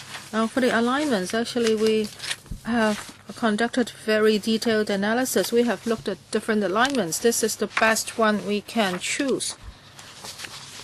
So to answer your questions, we cannot come up with an option which can significantly reduce the cost. As to whether we will come back for even more funding. Now 3 works contracts are already underway, and another one is doing contract assessments, and they already account for 90% of the whole projects. So we are confident that now we are asking for this extra funding, and we are confident that this would be sufficient unless something surprising happens. And whether we can complete this by 2018. Now we will be spending the longest time on contract 2, that is the tunnel. But we have compared that with other projects, and we think that the completion time is reasonable. So we are quite confident that the whole project can be completed by 2018. Next, Mr. Lang Chi-cha.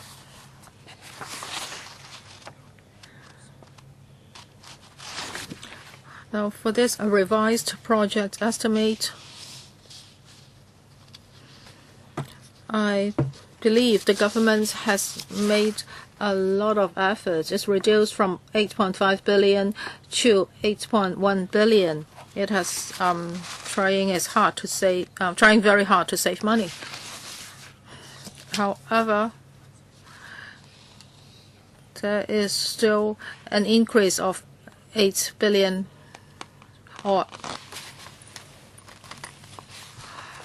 $800 million. Now, if you say that it's mainly because of the increase in construction price and because building tunnel is very expensive, etc. I'm sure I will be seeing more cases like this in the future. It's not just this project. Other projects will face the same problem.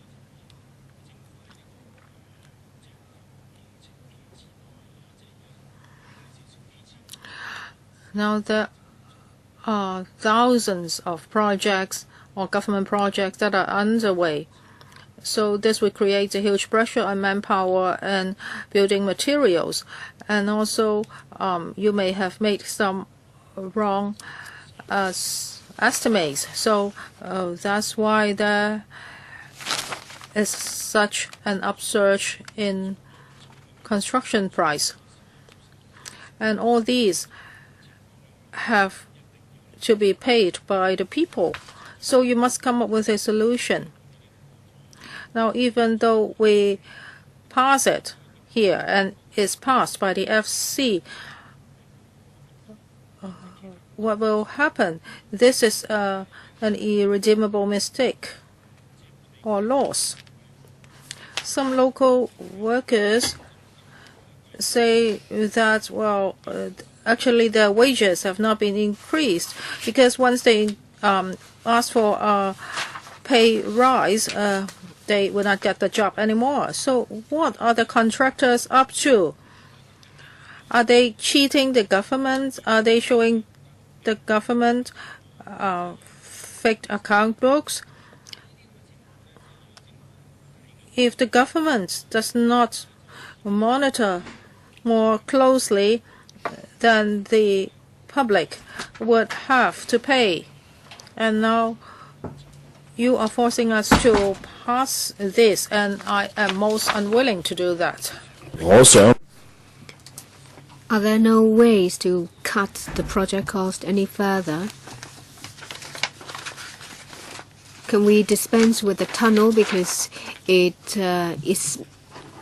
causes a huge jump in project cost? I know that you will have to compensate you have to make compensation if you rescind the contract. Wang Guangya said that the individual visit scheme will have to be adjusted. So should you make corresponding adjustments to the project as well? Is there still a huge demand for the Liantang Hengyun Y BCP? I think the administration should consider that as well. What are you going to do if you build something that very few people will use? You should not just think that, well, that now there is a reduction from 8.5 billion to 8.1 billion, so that will be the solution. You should think from the perspective of society. Mr. Wu-chi-wai. I think when it comes to the CEDD or the Development Bureau, I think we will not be able to get anything from them. You talk about the overall project cost, taking into account all the other projects, it's of a high level.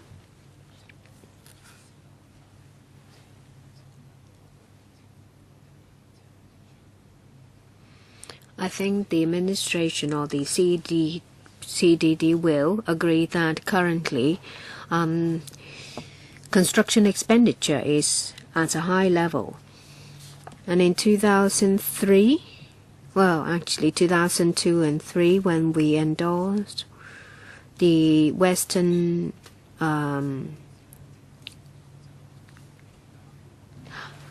highway, it was estimated that there will be 46,000 vehicle trips. But a recent survey says that there are only 9,300 vehicle trips using that. So there is a huge difference. When it comes to the Liantang Henyun YBCP, is the demand going to be huge, like you say? You want to complete the project, but if we look at Shenzhen Bay,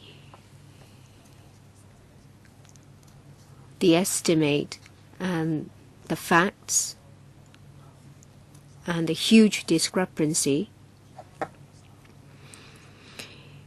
you see that in Guangdong province, the economic activities has moved from the east to the west. Do we have an urgency to have the BCP completed in 2018? Or is it because you made an announcement jointly with the Shenzhen government that it will be completed in that year, so you want to press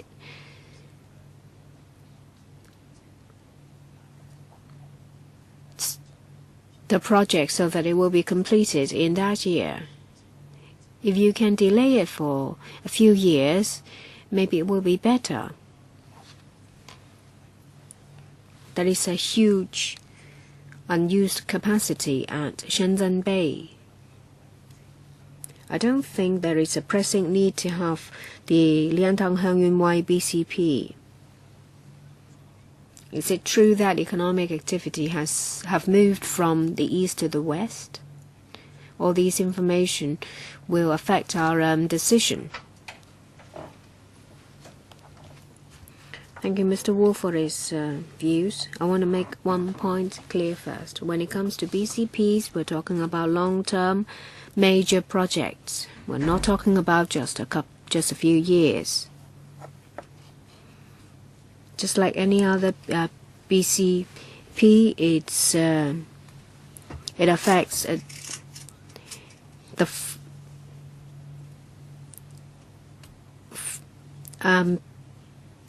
people flow between Hong Kong and China. Let me tell you that for Shenzhen Bay BCP, during a peak, the number of people has reached its design capacity. The design capacity is 110,000. At the peak, there are 113,000 people using the BCP. May I have a bit more time? We see that in the past 10 years, there has been an increase of 80% of passenger trips. We see that three-quarters of them are Hong Kong residents. Say, for example, people going from Hong Kong to work, or cross-boundary students. There is a need to have the BCP for a long-term planning. And you asked whether it can be postponed for a few years. I've shown you the slide. We look 5 to 10 years down the line. We're talking about a project amount of $160 to $190 billion. So postponing it for a few years will not drive down cost. In the past, we had major projects, say 1997 the Tengkao Bridge and the Stonecutters Island Bridge is 2004. The scale of the project are the same. Can you speed up, please? I don't have any question, but everyone's is using more time than they are allowed. What I'm trying to say is that there is an increase of 60% even when there were not many projects. This meeting is extended to 6:45. This will continue on the 5th of May.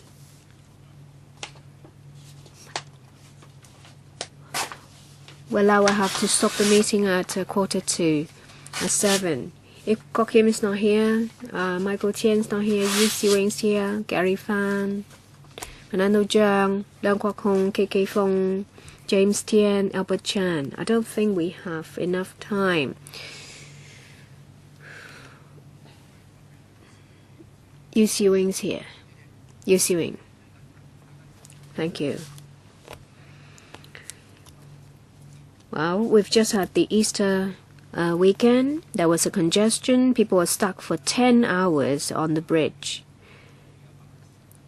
And there will be an increase of 10% over the Easter holiday. So about 4.9 million people will use various BCPs. 74% of them will use land BCPs. You may say that the Easter weekend doesn't reflect the situation over the year, but we see that the land BCPs are quite fully used. We take into account the 10% increase annually of the number of outgoing and incoming visitors. We need to look further ahead, past 2018 or 2020.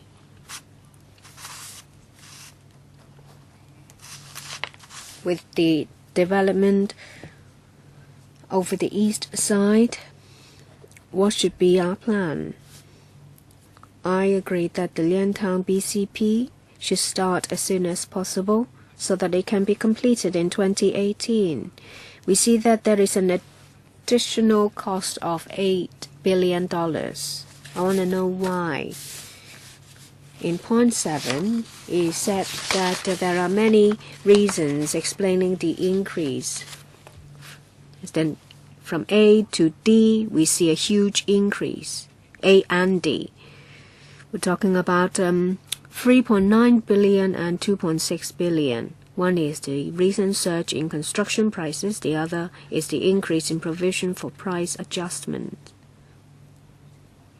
What about increase in wages? What is the percentage? Is it because there is a huge increase in wage level that there is a huge jump in project cost?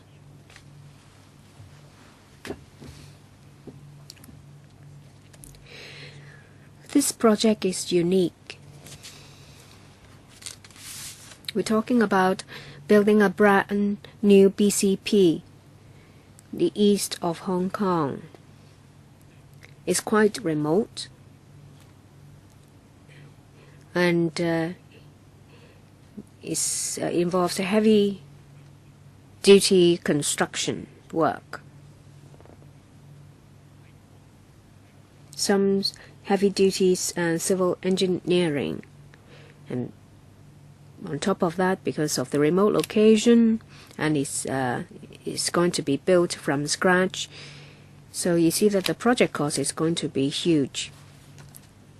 Wages have seen an increase of about 20% to 40% over a year and a half.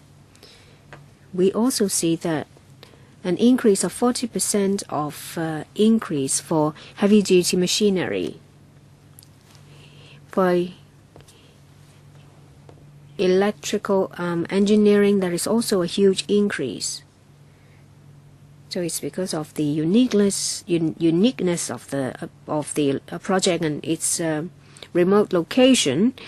We have the increase in project cost.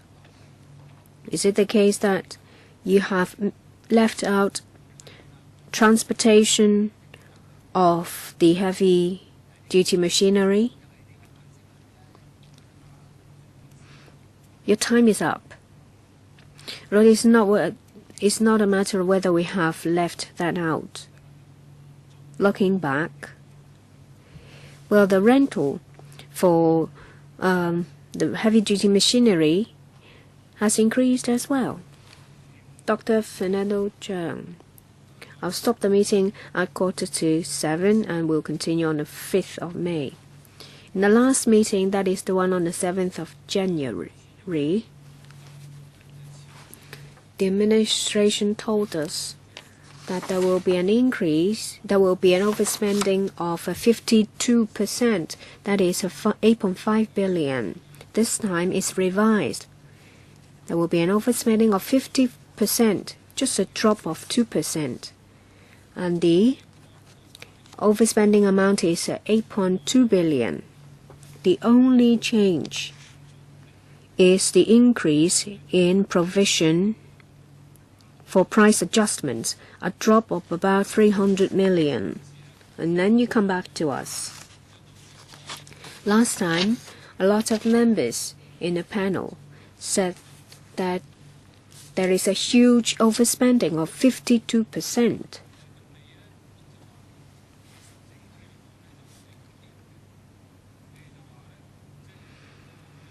You said that in the past, out of the 34 projects that requires an increase in project cost, they amount to about 34%.